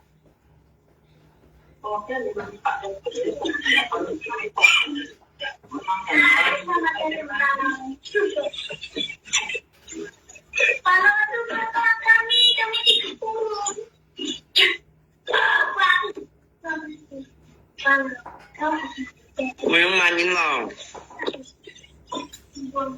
chúng như cả hai câu quân đồng chí về bắn tôm tay quân tôm này à dạ như bên con ta chỉ ra một cái như thổ thì bao nhiêu cái ba treo chỉ mó ta cũng ta chỉ xin quay trời của này á hiểu không nào chỉ số lấy bả chen dòng bả chen hiểu không nghe hiểu không nào cái nhân anh như tao ngày ngày tầm phải là ăn để quý dụ như na em cũng để phát luôn như na cái gì ngày gì hồng ngày đó mình nghe để gì cái như thổ như thấy tài dùng cùng với thằng chơi cá là gì đó nha dạ xung quanh như tao sao mai đi ngay cầm bà lại ngay tụi tí kia thì bóng ngay vẫn ngay shit rồi nhau nó xung quanh các cô biết sao là gì đó vậy chỉ cần nữa sao tụi mày không lại xung quanh nữa dạ ngay tập bà lại cầm che không chịu quyền thì bóng nhi còn nhi bài con dưng nhau thấy không còn bài suy đi nhìn là nè nhi không còn với như vậy cũng tùy à bà lại chỉ còn mấy cái hai chỉ thổi thôi của mẹ cái của mẹ không có luôn bà nè gì vậy còn là bà lại ngon mà hả cùng mà sao lại thang lắm mà mình có không nghe không nghe đồ không là chỉ trong này mà em còn như mà như nhưng mà mình không đâu mà anh không nghe phải đi qua bởi nó hoàn chết như một nó hoàn chết chứ mà cái tầm ba cũng tầm như thế nó điều mà luôn thứ nhất nhưng tầm chiêu mô ngay trong cỏ nó xoay cũng đi chơi quay à nhiều hoa luôn đấy à cũng kinh làm gì mà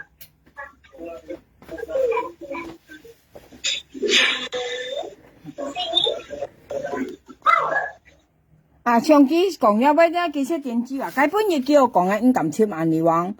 佢隔嗌相湊咧，佢都講嘅5.7萬里王啊，叫我驚啊，旺角圈圈呢度5.7冇佢講緊，佢講嘅5.7萬里王啊，佢本嘢佢跟乜人嚟講，叫我家旺角圈圈咯，呢度5.7冇，叫我驚萬里王緊，佢隔萬里王相湊咧，佢都講嘅啊，叫呢度5.7冇，咁描下兩圈圈咯，佢講啊。所以咧，人咧識知擺在人呢啲啊，一杯先用葡萄牙列話，你分二位講下，幾先用還呢啲啊？叫人今描下兩圈圈咯，呢度5.7千叫，佢本嘢隔人哋隔嗌相創下，佢講嗌圈圈5.7萬里王啊，人哋王圈圈呢度5.7千叫嗌驚人哋王啊，叫香港要兩隻佢講啊，你啊叫香港要兩隻啊5.7千佢講啊，除非嗌見。嗌呀嘅係啊，見呀嗌話，見呀嗌間呢兩隻分判員都係呀嗌先啊，呢啲啊佢先上呀粒講嗌啊，佢冇呀嗌又搵未罵到佢，從啲人嚟講都係呀嗌先啊，你話見呀嗌先未罵佢，冇人呀，人家冇呀食家唔可能罵人，除非你先見嚟咧不抗啊，你都未罵人，咁人全部都先呀嗌人啦，呢啲啊全部都係先呀嗌人啦，從呢用呢幾個人嚟往相處下。佢隔人哋往相湊下，佢同人哋往咪有講今日下兩圈圈已經5.7千冇佢講，佢咁樣講。佢本日佢隔嗌相湊啦，佢都講嗌5.7千人哋往話，叫人哋往叫香港要兩隻話，佢講話嗌啲佢講係啥啦，佢講要兩隻緊，叫嗌5.7千佢話嚇，你咁樣講嗌香港嗌隔埋晒相湊嗌啲隔人相湊嗌些隔人相湊啊，係咪計到啲資幣海對人打呢啱生勢就你嘛嗌講嗌人用現呢啲啊，上家人哋往本等嘅資幣都係海鮮啊，佢未見先嗌先嚇，係嘅資幣唔係海嗌又不如嘛，佢咪隔嘅相湊，係啊，你冇看嗌隔數神地聽到相湊，冇看嗌隔嘅都分判人相湊香港嗌，隔香港咩錢多分判人隔嗌來幫下，你冇看嗌相湊。咁你冇人嗌隔你湊，咪咁你人嗌當人隔你湊啊！像呢樣咧，佢嫌人家冇女的話，你要咪能嗌問嘢，佢講佢旺角出事羅飯啦，你睇下。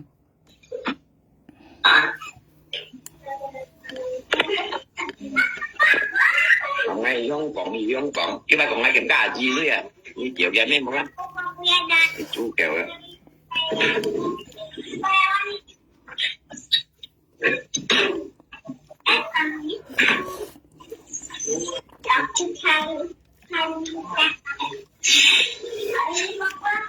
Cho xin cái tin lấy nó đi xong nhiên. Ngay mới còn số ngay ảnh nhiều kiểu ảnh nhiều tung đó lòng cả bấy chỉ ăn một thằng quá cả bấy chỉ ăn một thằng như ở chỗ hôm nay đó lòng chiều mỗi nòng bạc đó lòng dùng sắm theo lưới rồi mẹ dùng một đầu cái cuốn này mới họ này giúp嗱，佢講緊羅淑涵嘅多浪良心條呢間，但邊你冇講bà kia咪啥，bà kia嗌到啥ăn四樣，或者bà kia ăn四樣，兩條女bà kia ăn四樣，你兩條你都講ăn四，同埋3條你按人多浪啊，你冇都冇話按人多浪就按人多浪，但邊你冇講bà kia你兩條女ăn四啊，佢講嘅，你冇有朋友間。講bà kia咧兩條女ăn四，特別你3條你係面多浪啊，咁你係大你不認罵人，你大不認罵人，因為你講啥話妹啊，你咪講兩條啊，朋友家200千啊，你冇超係冇了啊，你話200千你冇都係冇了啊，你冇講兩條bà kia你ăn四啊，特別你3條你係夾人頭咧人來啊，你係咪不認罵人啊，你係講牙妹冇不認罵rồi á，要割雞五時話。又講人家罵你話冇隔你頭呢呢家家話，而家你兩條都四話，你3條你都咪隔人頭嗱，係乜嘢？咁未生啦，幾講一未生啦，因你講係乜要幾多件啊？記得啊？你話你講bà kia你兩條ăn四間，但係你3條你咧咪嚟隔人頭啊？見萬你未生啦咩未生啦嚇？照計都未生啦，你話你冇話200千你都係難錢嘛？你又俾錢揾乜嘢？去長拗？你冇女啊，200千你都很難啊！你按聽講2條ăn四bà kia你2條ăn四，你3條你都咪嚟隔人頭啦。咁你係本人罵你係應該罵㗎，對啊，係你應該本人罵要講人家香港識時羅份咯，佢識時羅份佢冇人意頭，係冇嗱佢識冇人意頭啊，一呢你應該講嘅咩？啊，你講人哋往喺旺角啊，癲嚟癲去識一時羅份佢人意頭你識啊？佢識佢單晒女嘢，呢你都唔應該講嘅你啲嘛？啊，像你樣佢應該講你啊，你講2條啊，女世間，但係你3條你甩埋嚟夾人頭啊，咁未生啦。佢講你未生啦咩？佢識時羅份啊，佢識人女啊，佢夾你頭啊。咁你係講西人冇嗱？係啊，你按一本事啊，你來香港交老婆冇俾人對就嚟嚟。啊，你咪嚟香港交個老婆，但係你為香港交你老婆俾人對象見你嗱，假使你做生啦生細了，然後你按規啊見你啊嚟自你來香港交老婆是咩按規咧？熱白斬啲二代要叫雜冇啊，要按何為名水啊？去香港交老婆啊？你香港交老婆俾人對象見你，你講俾人提生。啊！你講俾人夾講係做你小女啊，見嗱啲跌嗱轉啦，要隔香港啊，這頭女啊，你係啱麼？你係點知麼？啲最失唔熟係你啊，要按何機會香港交老婆啊啲啊，你始終都盡本人對就盡去見你hết啊，見嗱跌嗱轉啦，佢要人家講風水輪流轉啊呢啲啊，見嗱啲佢跌嗱轉啦，要隔香港啊，這頭女啊。要就嚟香港做劇先啊！你幫敗到要機會嚟香港交老婆，你咪好好珍惜嘅咩？佢咪交下老婆啦，咪就去見你話，係啊！你本一香港老婆都困唔起你咯，你係你講多亞巴係啊！嘅香港老婆都困唔起佢啊！我跟你講，嘅香港老婆都笑佢啊！係啊！你香港交老婆任何機會，你為本人對象見你啦。嗰時你做生啦了，你係你講嘢。即係你要生啦，你又本人對象見你，佢幫bij香港交個老婆人家，啊佢交你老婆本人對象見你啊，你說要生啦，你要賺啲咪生啦，按題啊，你先咪本人家對象見你啊，特別咧，我家佢相炒得叫我吃衰香港嘛，佢講我吃衰香港嘛，我吃衰香港，但係你要香港係要永遠吃難，要盡見你吃難，按點知講乜？你講啊，係衰香港，你夾硬2日嚟講，啊，你夾硬勞工講都冇用啊，你夾硬嚟講樣嘢咩係衰香港啊？我話你聽，你夾硬講都冇用，夾硬勞工講都冇用啊！你夾硬例子講啊，你夾硬2日嚟講啊，你咩係衰香港啊？我都話你聽，我夾硬嚟講啊，對啊，咪笑死聽到啊！啊！你要香港黑你都唔有黑就你黑啦，你識自雖然啊，係香港本嘅黑度啊，朋友間對財啊，啲戰爭啊呀，你一戰爭啊投水家啊，你好彩啊，你香港戰乎醒目啊，啲啊香港啊戰乎醒目啊，又都要盡你啊，係講佢黑落香港係本嘅黑衰啊，你讓人哋自雖然啊，你啲嘛自雖然啊。你又做唔到你先喺香港不如喺度行個西洋我跟你講，好彩啲喺下咧，本人對就熱盡去見你喺啦。見嗱見你身就有咪本嘅頭水家嚇，你講香見你咪本嘅頭水啊，喺度喺衰年啊，你講係啊，喺講幾時喺咧？啊一見你嘅結家就未變啦嗱，見嗱使佢頭水一見你嘅結家話你啲啊，頭水年同埋咧佢點夾人頭女啊，自衰年啊，其實一見你身就有咧半定咧加咪有。加咪有加國家銀行啲啊，車因為佢解度喺度咧，本佢自衰啊！我同你講，因為你即本佢自衰嘛，佢講喺自衰香港，佢戰爭係自衰原年啊，當咪我講佢自衰原年啊，佢點解咧香港啊隻頭女啊，唔係頭到字啊，係咪自衰年啊？啊，你都自衰原年嘅計國家，唔係我自衰香港，你自衰一原年國家，你啊，你識白緊人，隻緊人頭，跟你咪自衰一原年嘅國家嚇。簽寫咗，要就係呢一隻街托200啊，擺桶擺啲啦，垃圾桶啊，擺個標叉咗。簽寫已經簽唔到了啊，所以時間來了，已經應該冇人嚟了，佢單發計外，當朝要簽嘅，成差唔多攤硬要簽嘅。講再威，你講緊羅淑恩羅簽唔到工作，你隻嘅後生你都肯簽唔到工作啊？係啊，你識講再威啊？朋友間你叫講再威啊？佢講緊阿叔話唔識揾世話去簽工做啊，冇人去請話，意思簽唔到工去做啊。但邊你到嘅後生話你是識揾世間，你去簽工都冇人請啊。你係講再威冇嚇？撚書到撚書話撚書啊，啲啊，咱死唔會做啊，博人家搬啊，隔人頭希望人搬啊，咱死到咱死吧。啊，妹妹要冇工作啊，哎呀，乜嘅工作要做下門已經苦啲啊，啊我用錢啊，你講雞講雞，要人家咪寄300、500本錢要做到未嗱？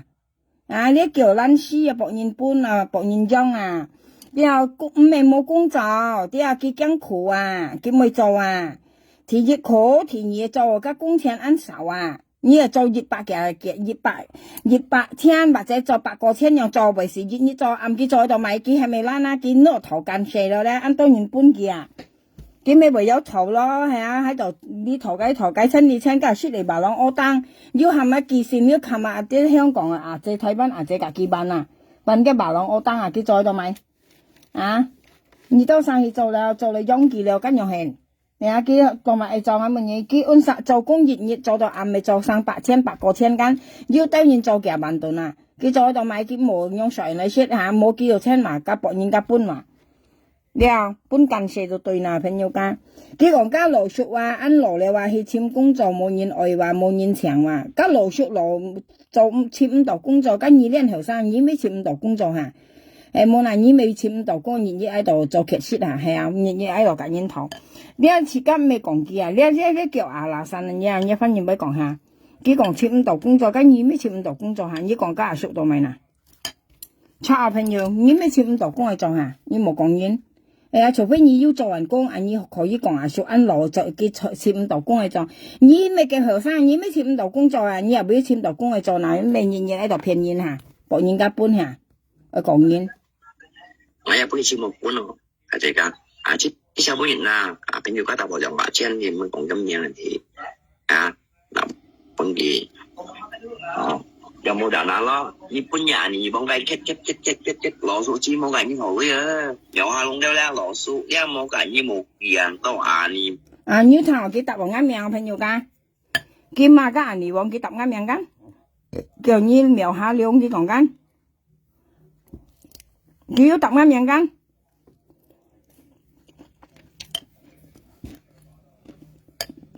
Cái thộm tổ đối hình dầm gì nè, lấy chi về miệng. Cái lớp nha, cái cạnh những cái thổ đối những cái một bún đã kịp bị dầm ngày xong sao à? Dầm ngày, dầm à mùa kê, dầm à nì vong à. Vì thế cái thộm tổ hẳn bị dầm gì nè, lấy chi về miệng nào? À, như xong ta thổ đối à? Như xong ta hiện này chi bài à? Hả? Mà còn ai có cái phiền cho ta? Hả?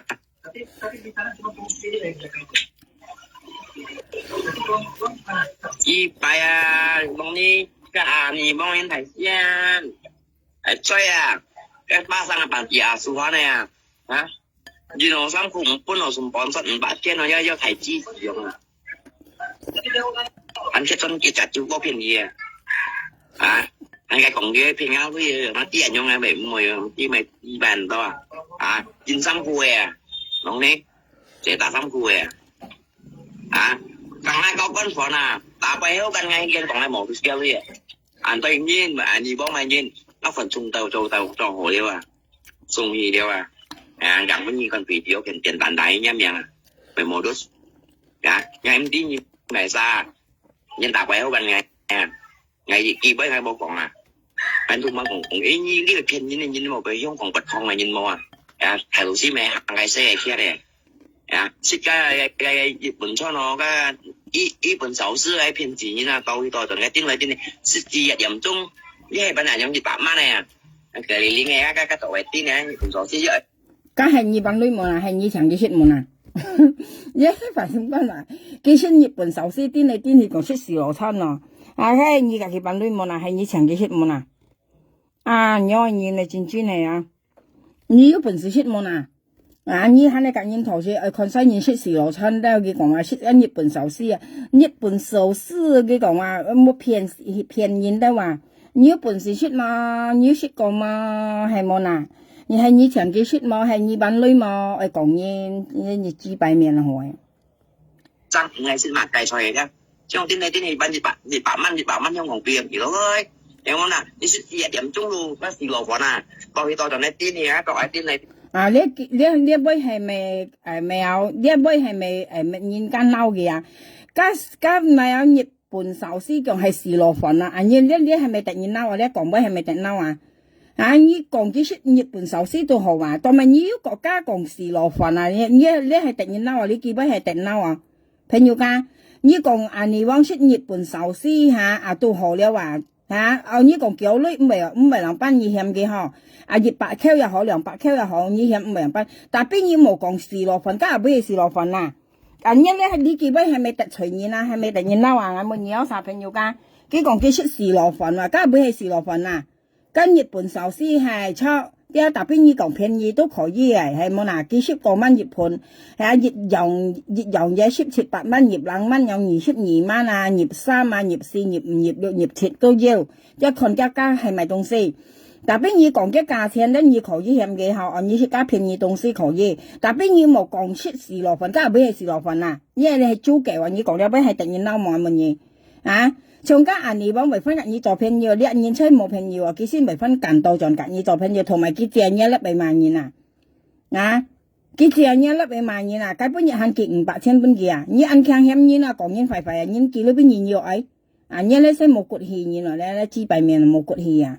你先幾百面咯，你前強講人咧，特別人家本幾多幾要減啊，講抗生人冇女咧，叫香港要咪幾百女佢講本人500千到死講人咪佢講啊，特別跟人家本人要減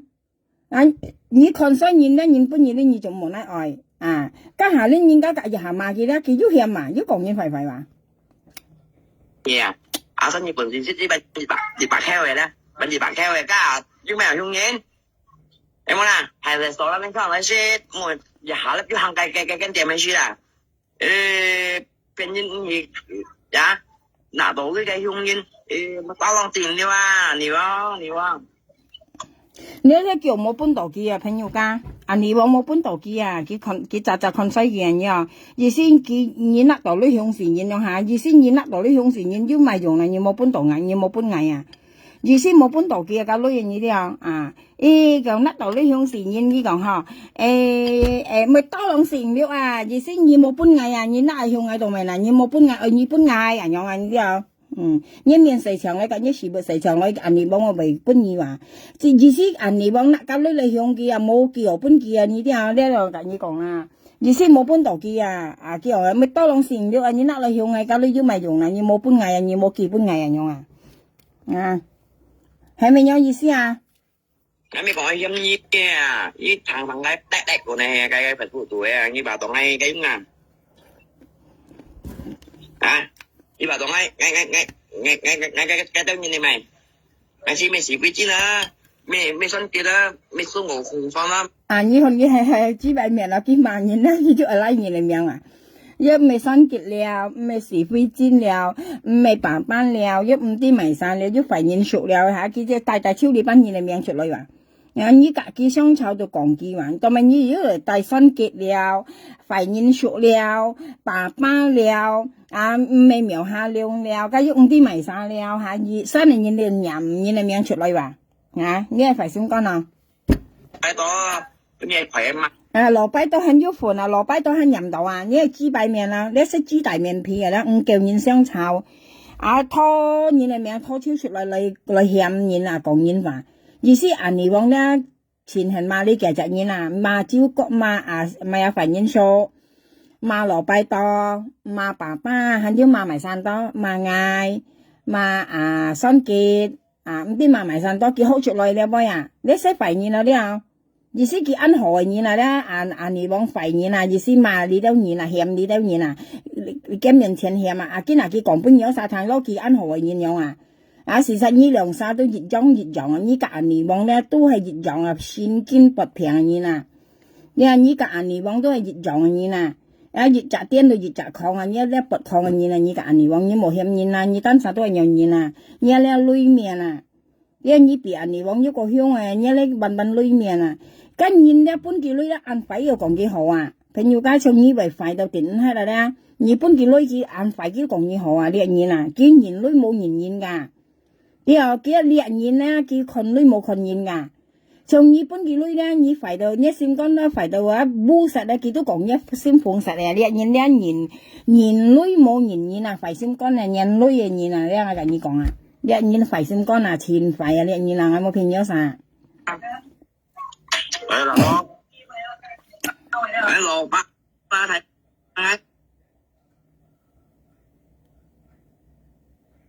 Chứ bị tụng ngăn lắm mà. Chủ đất.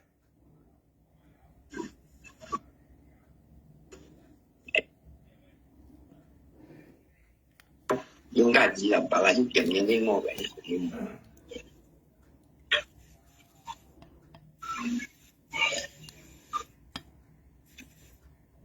cái này nó nuôi ta đó là người ta cũng có cái con cũng có cái gì cái ta Salah gara-gara trik asuh itu. Saya dengar itu dia tidak terima lah. Kok bilang salah gara-gara trik asuh itu? Mona, ngay memang cowok nggak terima aja betul ngelap lah. Ya udah ketika jadi cepat. Itu mau kong như đâu sa? Itu mau yang như đâu sa?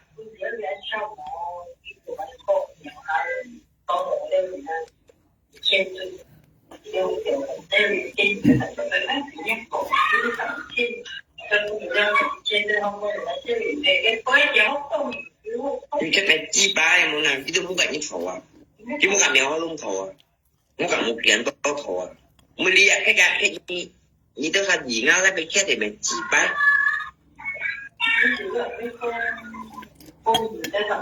À, cái mẹ nhi nhưng kinh cái nhỏ luôn như tôi phải nằm trên ghế, cái lò sụp mua mẹ nhi à, nhỉ quá, cái lò sụp mua mẹ nhi à, nhưng tao mẹ mẹ gì, cái nhỏ luôn xích bảo cái nhà, à, chiều linh cái đâu à, thời ba này như rồi nhưng như mà chỉ biết chính đâu ra những mày trên ghế.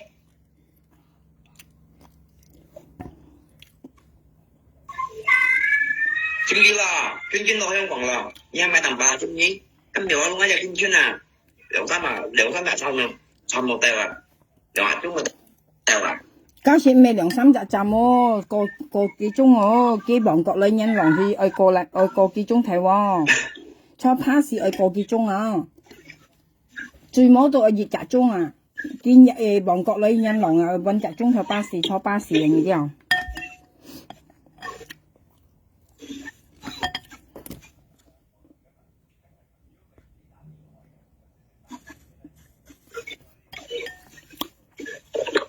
Cái muốn à, muốn nhung hin lo, tôi nhìn lo nhà nỉ bông lo, khi tôi muốn cảnh thổ rồi, tôi muốn cảnh như chia, khi chứ mày không xin à, apalagi ngalep lah, ya, khi mình còn như cái còn bia trên đường cái phiên nhia đồng châu mà cái à chế sẽ phải sẽ làm mồi, à sẽ vui bà cái gì đâu, à cái còn cái cũng phải cùng nhìn. Em muốn à, chính mình cũng nhà nỉ bông là cái chính trị gì mà à, nhà nỉ bông cái gì mà lo số gì mà à, như bạn Aram trên mao kẻ như tiểu pháp gì là như lo số lồng mà cái tao cái chèn, hả, anh chị mình giết, cái lo số nhé lo nhé có à, anh đi bác, cái lo số nhé có à, nhé lồng mà à, nhé kẻ nhé cái tụi như này như bên mao kẻ nhé. Anh chị mình ra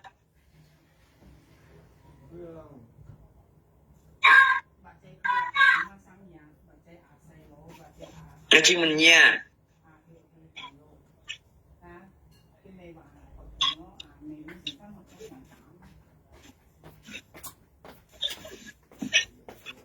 muốn nói chậm che mà như tôi muốn bóng chỉ cái món to không cái gì tuần như bạc tuần như đến tôi muốn hình nha. Tôi muốn cảnh như thọ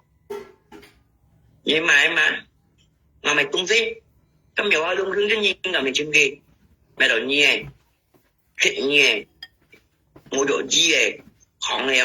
không mà không ý kiến chỉ còn như anh chịu những là mày chừng gì nhưng mày em mua cảnh như dân chịu như cái khỏe mấy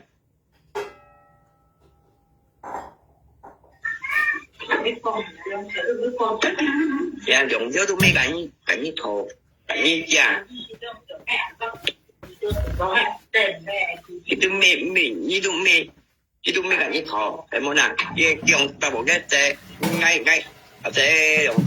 dùng theo cái này nhớ mà cái bạn kia như nó sai không còn đi xe gì đã trên đường có chụp dụng trong hai pin nhau với bạn bụng với bạn chị nhà trên ảnh so sánh này rồi ô tô tàu mèo hoa luôn đâu nhà thì bóng đi điên thì tôi cho phải kết như nào em muốn này cái này cái thì股市咯苦的咯咁我都你我香港一隊出去萬年咯，嗌啲冇條呢度嘅嘢，我就白爛嘢，五隊出嚟五隊啊，再冇人喺度白鬧啦，又冇個人而幫頭都有攞住我開ใจ人而幫搬嗌呢啲啊，冇嘛呢條真係攞咗都ไม่聽呢個，嗌咁食嘢被提慢嗌係揸啦物計啖白啦，被提慢原嚟係啊。早晨就經已啦，行上行啊，行嚟đi，坐低要嚟，瞓暗要嚟呢條，同乜嘢識講？依家叫咁多嘢，交埋到大啖把係睇先，當咪一筆平啖把係多咯，喺度咪啖把俾唔明，亦都喺人做嘢嘅，係大家。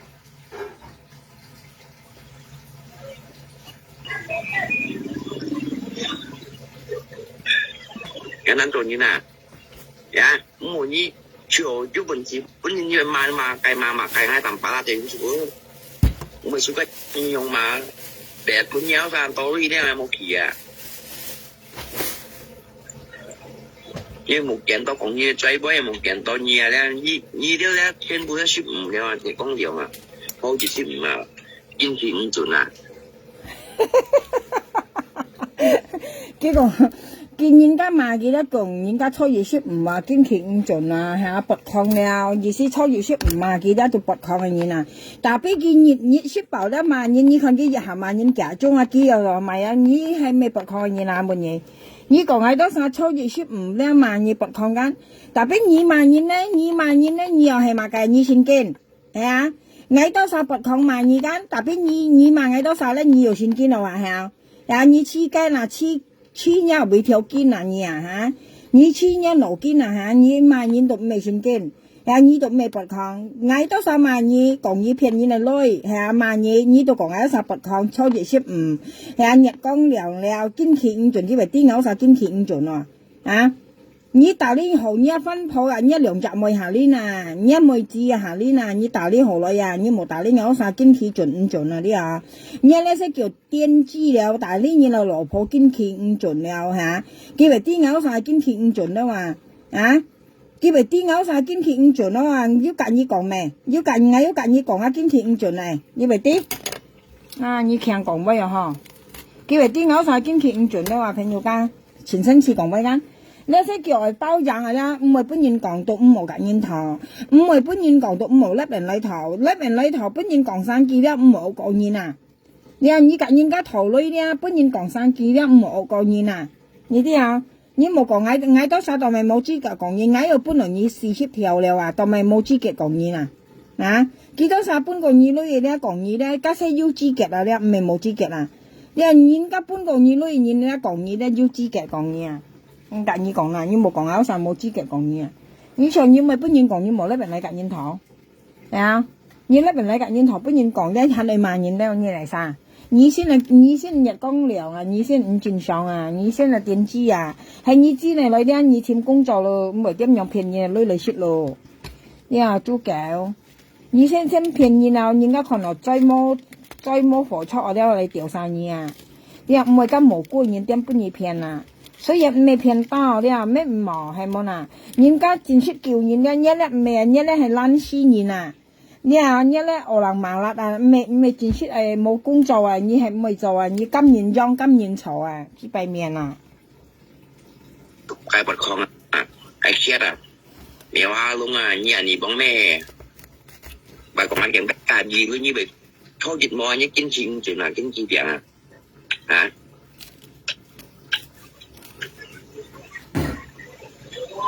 còn như khi ai không bày xin này những món mình như đuôi cái chủ cô mà chứ còn những bày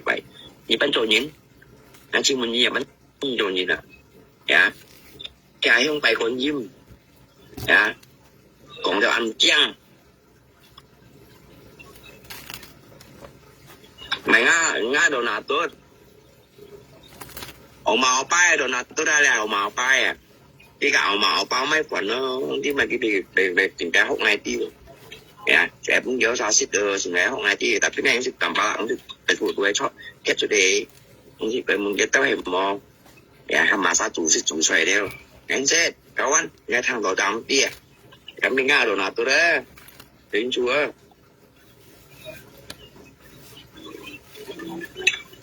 đi mau cho nó đi đi ơi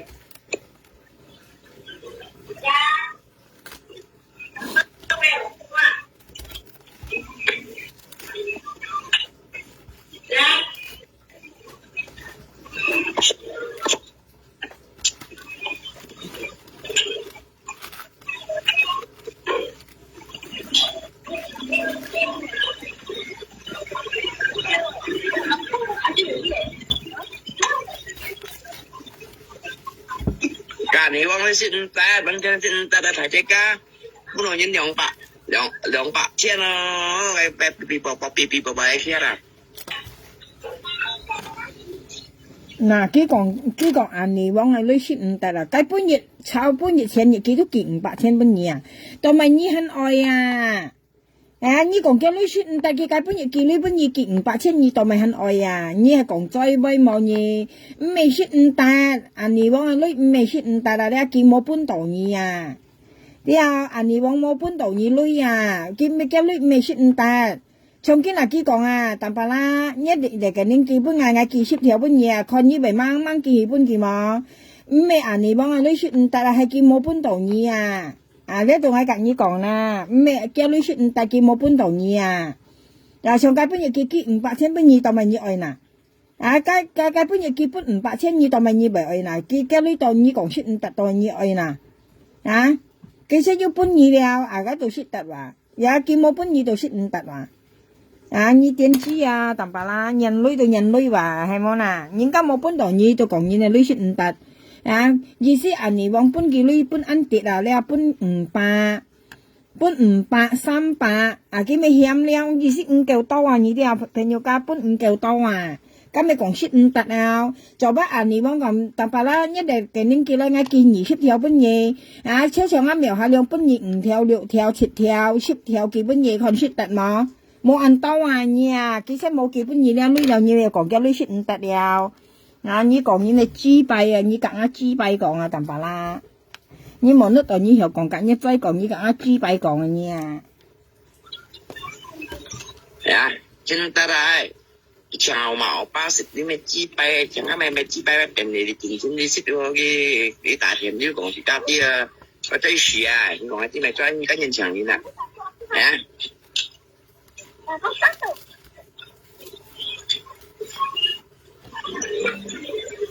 ra như sự bản chất mặt ta mới còn là ta phiền sọt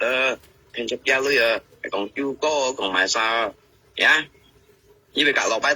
tôi có quan phần chi như nhân số tiền bảo mau mà miêu lò bay tôi cho như mấy đấy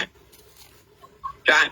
như vậy mấy bữa ngày phần nào tôi không phải dùng gì xí bữa ngày cổ mì xí ngày mua ngày như thổ đấy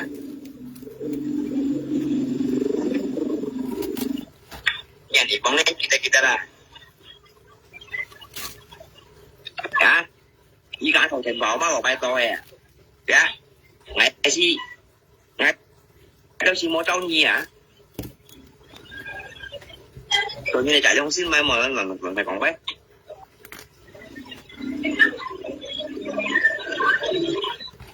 như tiền cái tới từ group in bọc hát từ còn mèo hoa luôn ấy bà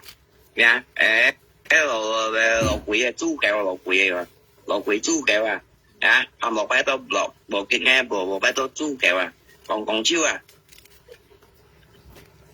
như xin ta là gì頭先如果同佢講加銀尼旺一般加舊少少卜係啦，佢講嗌咧喊爸爸卜嘅話，嗰時冇朋友㗎，呢時嗌冇要問佢要問爸爸嗌要用做冇從呢銀尼旺啲支幣去佢前財煙冇嗌呢啲嗌時候喊應該卜埋晒嘅時嗌要咪傾嚟用做嗌要咪傾嚟用做喊應該卜嘢嗌要傾嚟咩？就你往也是几百块人家普通嘛你啊，你往慢慢係普通嘛，你要聽到嗌喊爸爸搏你咩？佢講佢搞搞笑笑無佢學加13點聽叫嗌喊爸爸搏你話，其實啊，你也要10二空聽到嗌喊爸爸搏你啊，你往鬼碼頭普通嘛你冇本事飛針掉到熱山嚟你呐。你話個時飛針就咩愛你啊？佢講渣咯，你大切人又白嚟搏啊！你愛咁長嗌啊！你話咩？你幾百本人搏啊？你喊調轉講嗌害你，調轉講嗌恩中咪有喊爸爸無結嘢，嗌其實無結嘢，嗌其實喊爸爸無結嘢。從呢用現係咪幾講出來啊？你咪使講啊！呢13點講啊！你學幾趟啊？你往學幾趟啊？講你本搞笑笑無結得係嗌喊爸爸搏你啊！要冇啊？嗌要喊爸爸搏你冇啊？你可以帶爸爸出來啊！你咪要揀一爸爸做朋友嚇。我其實喊爸爸搏你啊，所以你係咪認冇嗌講咩啊？你要聽到咩？從家花姐你講嘅資幣去個無必好啊！你掹啲嘅掉到你先，你罵佢罵到唔知多難聽啊！你掹本爸爸花姐掉到你啊！你話你資幣去冇本家時飛轉掉到熱身一年，你冇家時飛轉到咩愛你啊？佢講跟人渣喊佢渣撈你大錢啊！愛人嘅資幣你搏啊！事實你咧簡直你係咁長嘅呀！唔係你資幣人本人家搏嚟搏喺度去啊！你你往嘅資幣人啊！你愛咁長嘅呀！我緊你使出去啊！跟住到講盡佢屈嗌話佢講嗌喊爸爸，佢講嗌喊爸爸搞笑笑無結嘅，嗌其實喊爸爸搞笑笑無結你人哋話嗌晚食做啲人又生死啊！咁你係咪講廢嗌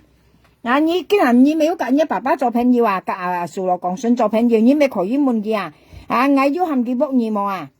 我食盡用做啲生死啊！我你冇用做啲生死嘅啊！我跟你有啥講從呢樣係應該買人嚟講你要聽到咩？你又俾人空聽到嗌喊爸爸搏你，你俾隻人空又俾隻聽到啊！做人嘛啦，自家做人冇點樣講黃活人，而且黃活人話你冇係俾錢講落去啊！你資幣去啊！你往冇本事飛先掉到啊！佢資幣去冇本家時飛先掉到啊！你往香港你往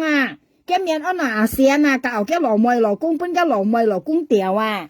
佢教嘅羅妹羅公本家羅妹羅公掉啊！見人度嘅羅妹嘅羅公嘅羅妹嘅羅公安那線嘅羅妹安那線你往係賤命安那線你往安那線嘅賤命安那線見你交我3隻羅公啊！佢做你阿婆你話50兩歲叫佢40兩歲啊，唔啲路啊，你一定知嘛？日本人唔得你冇本人，你บอกแล้วญี่ปุ่นยินแต่เราก็ยังบอกปุ่นยินหมดโจซาไกอ่ะหมดตัวพุ่งเดียว你笑冇辦到冇本事辦到嘢啊咧，要冇自身嗰種辦到嘢啊，辦到我呢啲嘢頭公任到啊，本來認識嘢講啊，你做咪幾百蚊分冇嘢，我冇明嘢咯，你買個點買個羅仲一頭唔比啊，大概嚟吧，我本苗下窿乜嘢條路叫錯過了，苗下窿叫ขึ้นเป็นยิงกับของ嘅，個羅仲冇計你身真照冇真冇照你係識嘢。爸啦啲咩講嘢啊？人兒空咧，冇做人兒空咧，一支幣空啊，變到係咪？頂住高咧，講幣幣錯住啦，一支幣啦，一袋嘛嘅呀。養生一幣先，人行好先咪支幣嘅啊！我叫你應送咪支幣，你阿媽差唔多幾百個禮拜都嘅簡單嘅阿姨上人女嘅。son女本嘅孫買炒飯啊，品家講就女都啲嘅計，叫大女計揼咩病，啲人都要鬧佢啊，叫咩口本仲朋友家頭先佢講有啥初熱血唔拔抗間，佢頭先講有啥初熱血唔拔抗間，頭先咧佢講你講嘅計勞事嘅咧，計勞事幣嘅俄白空嘅度間，叫朋友對唔錯啊，今日初熱係講快威哦，唔係啲你拔抗話初熱2萬元嘛，你講人家初熱血唔拔抗嘛，啲幾單殺拔抗去，佢頭先佢咪講叫朋友對唔錯啲係講快威講今日初熱佢講，唔係啲你拔抗話你初熱血唔2萬元啦，你講2萬元佢講人家初熱血唔拔抗嘛，啲幾單殺拔抗佢頭先講你講嘅買個勞士擺500塊喺度間，過嚟叫朋友對唔錯啲啊，講喺講快畀今日初月或者你初月8塊啊，要講要8塊，所以咧佢單晒講啊，俾得單晒收啊，你可能係啊，佢表示講啊，晒初月先500塊嘛，啲佢今日初月萬元啊，你看下，啊佢萬元間，或者佢8塊話，nhìn á như cho như cho lại lo như anh đi bằng lòng mẹ kia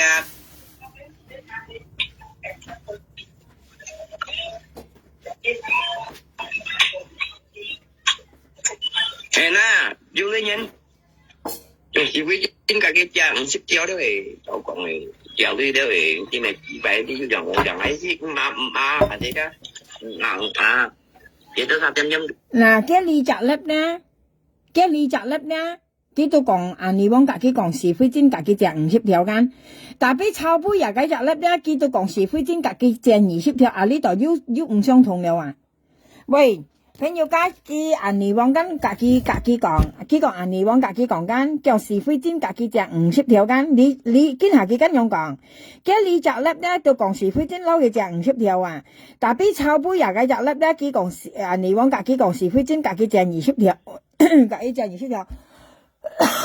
你嗌時候佢講翻出，喂是非真又分條緊二隻咯，吹過誒，冇樣時候呢嘢，是非真5條緊有3隻咯，嗱不抗佢自家單手就全要攞嘢啊，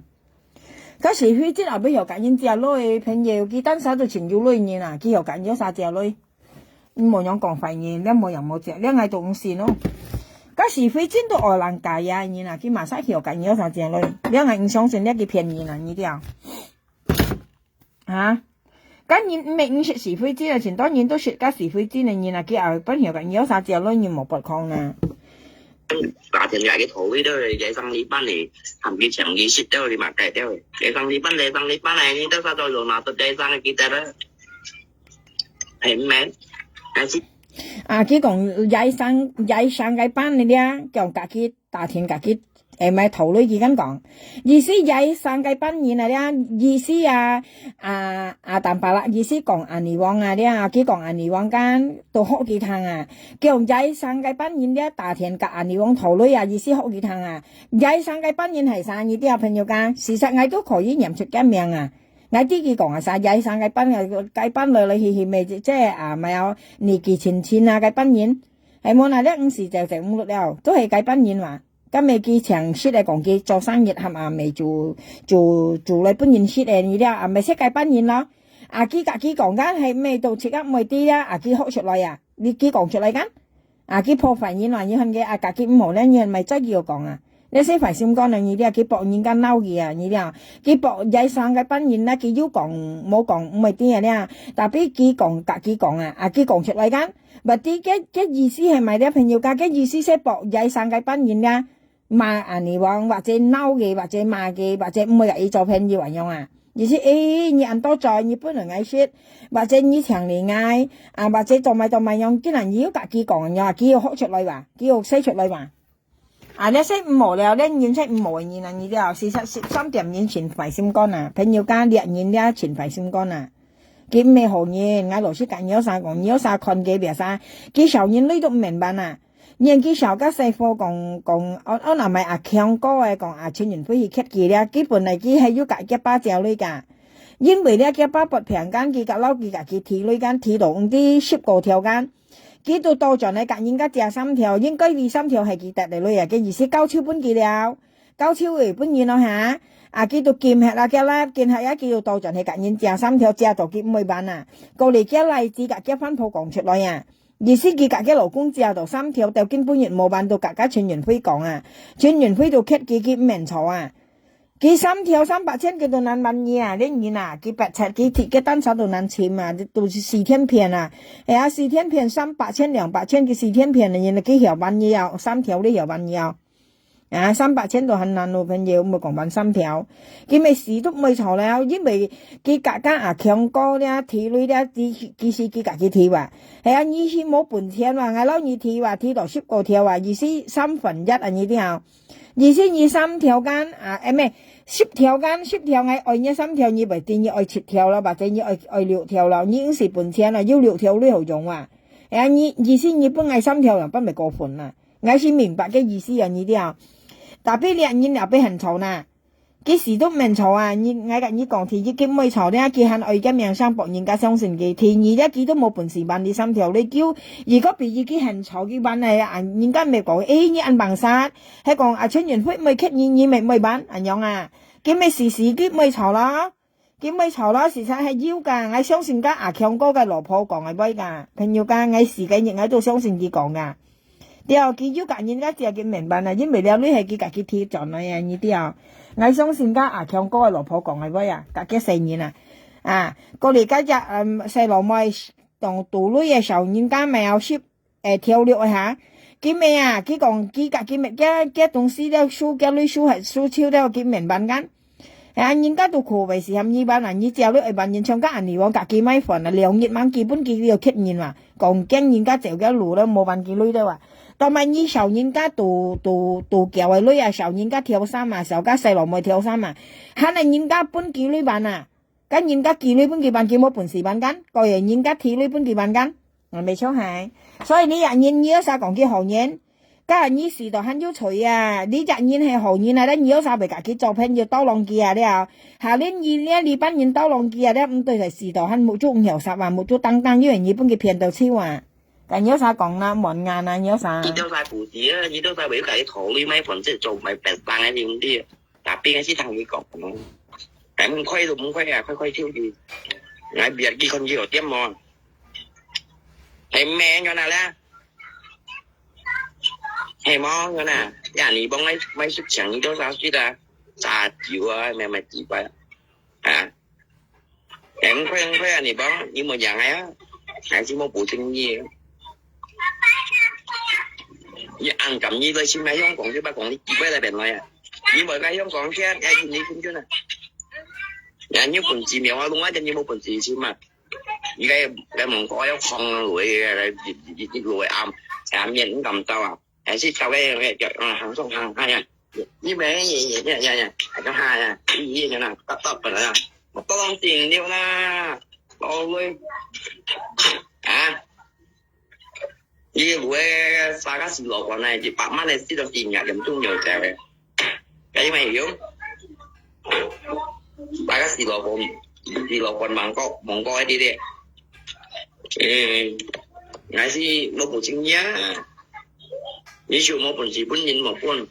một cảnh như thọ như chuyện mày chỉ bay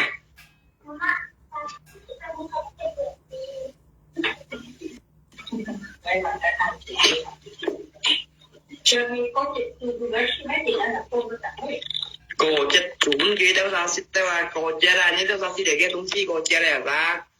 anh đi bóng này à sao chủ ấy à với mẹ chủ ấy hả giống này à có nhìn đây thọ cũng nhầm thôi cái tầng như thế còn cái tay những gì ngay ở còn cái gì mà thấy cái bên nhiều cái nào tập bạo chém mà mặn xăm neo đi cái cũng chú ngay tí ngay ở đó xong xe em mời mà con chịt là mà chiều cô à mà ra mà chiều à như sợ đó cũng một con đàn người mà kia nó còn phải ra những gì lỗ số ngay chỉ là lỗ số mà to thì ra đi thì cũng đi bán một chi rồi trên đó nó có cái cũng kia hòm mong làm bảo là ngay là một cái nhà thì bóng thỏ lỗ số giờ một khối chơi cả nhà thì bóng thỏ như kết này cũng thế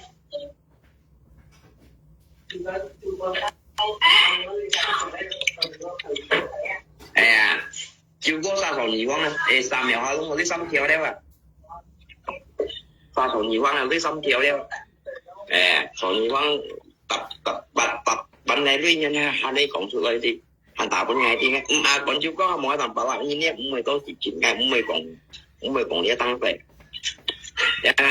còn là thế ngày cũng chi cái còn cái gì đó ngày cũng chi thế nó mới chịu mua cọp bẹt sụp bunga môi còn hết chưa gì vậy em mới tới thằng này cái phải xoay à còn pha bài à cái phố kia cả có东西啊將個咁一個用功課買東西按特遠咯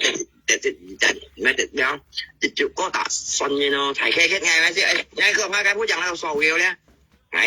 冇明人而講佢咪自閉啊！咋？你呢個我咁咪得啦？你超本事講咩？本事講咩？你冇本事講咩咪咩啫？你呢個啊，誒咪幫埋話，咪咪我哋先咯，呀，係嘛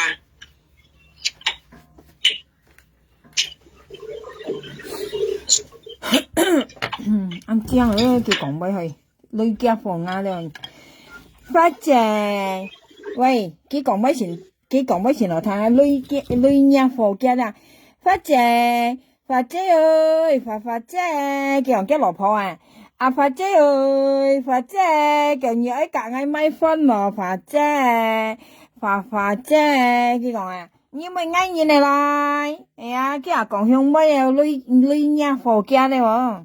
mà như việc sao ngay nhìn cả nhìn mai cái nào đấy các anh này bóng tẹt xịt kia đó cái tôi còn không mấy rồi lôi nhà phòng kia đây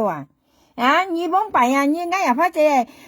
ơi phát trẻ cảm ơn nhá ngay nhỏ cho cái cỏ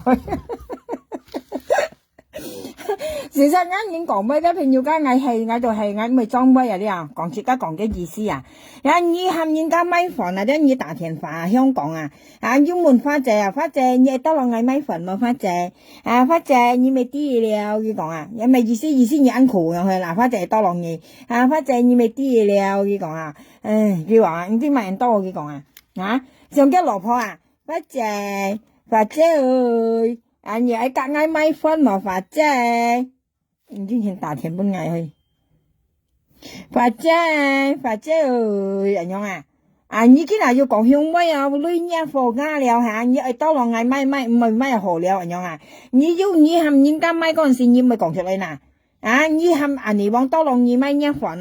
cho bà cái như mới xem những cái chỉ dịch tiết kỳ lưới vẫn như cho còn những sầu như lưới mồ bàn đâu chứ còn lưới nha phô nga như mới cả ngày một bẹt như ngày một nát to là chỉ như một nát chiong là chỉ như họ ăn khang còn với như như chính trong mua xả làm mặt tầm bà la cái như còn như mua xả làm mặt như kêu nhìn có gì không chỉ thằng như còn cái là kêu liền nhìn có hết đã nhiều còn không bao hả như kêu nhìn có gì như mua còn kêu liền nhìn có hết đã còn không bao phát trẻ ơi cái lỗ phò cái số mì nhớ cả ngày mấy phân mà phát trẻ cái còn nhon thì lấy xây đây你講咧，呢邊邊制到咧你講呢全真佢計半日咧，你講咧想夾粒咧，計半日冇多叫事，你講講唔知咪啥曉，講照應幾都講話，佢係你講冇照應話，叫冇照應制冇照應佢講，你看見佢企響照你講你知咪咩？計半日你講想夾粒，唔知講咪曉，我記得曉，佢講你講姐叫冇照應，你講姐冇照應佢講，你看見佢企響照你講，你看下喂，你講你看咧咪啦，佢企響照你按家佢按好，你看企響照你如果冇照應。你咪香照nhiên佢別使講照nhiên係唔係照nhiên嘛朋友㗎喊到佢幫擺之前係咪緊佢對撈你搞笑係計馬路喺度都未照佢撈佢佢搞笑咗嗱家香搞笑咪咧講佢把風到呢家未硬夾搞笑sao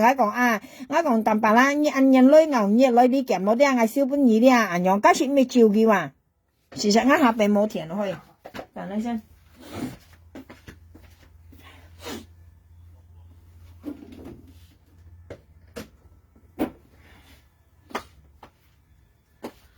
nó thiệt khoảng một thiệt rồi, để nó xem mua hết đồ, mà họ xem bao nhiêu khoản nhà kia nào. luôn rồi đấy, bây giờ đây bây giờ cũng là khoản nhiều như nữa, ý đó cũng sao tôi về cái lượng họ, cái chung là đâu, còn quay trả đi còn quay trả đi lò sụp ngay cả tầm phải là món bệnh nhà nhỉ bông, như là bệnh lên mà mày chỉ bay cái mà anh đi bông cái bà cái首先佢向那佢講anh đi bông中風去。cái chiều anh đi bóng trung phong cái còn như á bị tối tiệt rồi cái còn cái bà anh đi bóng bị tối tiệt cái gì đó cái còn như bị trung phong rồi cái lỗ sụp một mẹ như còn lỗ sụp cái như anh đi bóng bị trung phong rồi cái nãy hướng chiều anh đi bóng trung phong như thế nào cái có phải xem con như thì thằng nào cái còn anh đi bóng bị tối tiệt câu này cái bằng cái bị trung phong như thằng hả cái gì cho gì đó cho những món phải Có chết hàng ngâm không? như thằng đầu cái今日初一做日冇ăn飯咪跌hàng ngâm冇cái咪照anh王哈cái小自anh王間cái mà anh王間cái小自己間叫今日初一了做日冇ăn飯咪跌hàng ngâm冇cái咪照anh王哈Anh Vương anh王như thằng đầu anh王cái sách nhắm miệng anh王cái講như hắn講雙腳呢白幾好咪多浪善了冇朋友都冇得答我老師講你咩行業你本見你講你行業冇本見你出照嘢你看到嗎被背事吹講我chẳng bóng chẳng xoay嘅anh你幫上幫cái窮上話原來唔計得間啲男仔講叫老妹anh你幫上幫cái窮上cái咩上幫cái幫真香間anh đi bóng sang bóng原來cái lượng姊妹唔計得346支346 15束歸春cái lượng啥車歸春15束又搭地又點支原來cái lượng啥同上唔計得用300支46貨吹個片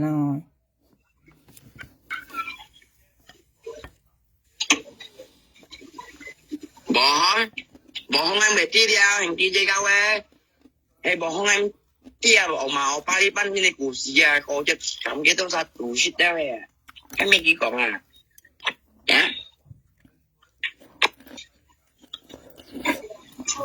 em muốn là gì với chính mình giả tả tiền quân gì đâu nhà nào gì đâu sang chi để sang xe chú cô sang xe mèo hoa lung thằng gì hoa lui ban chú cô lắm mèo hoa lung lui quân cái sao sao đâu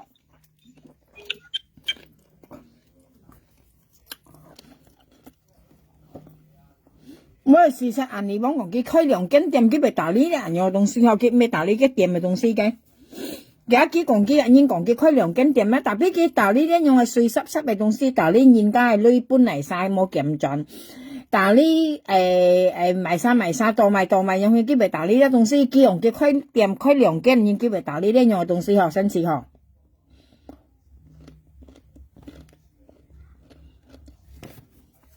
收唔到去唔明你收唔到，幾個收唔到朋友？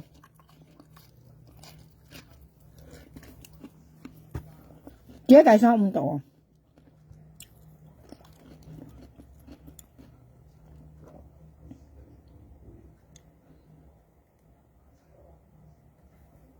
我點下去？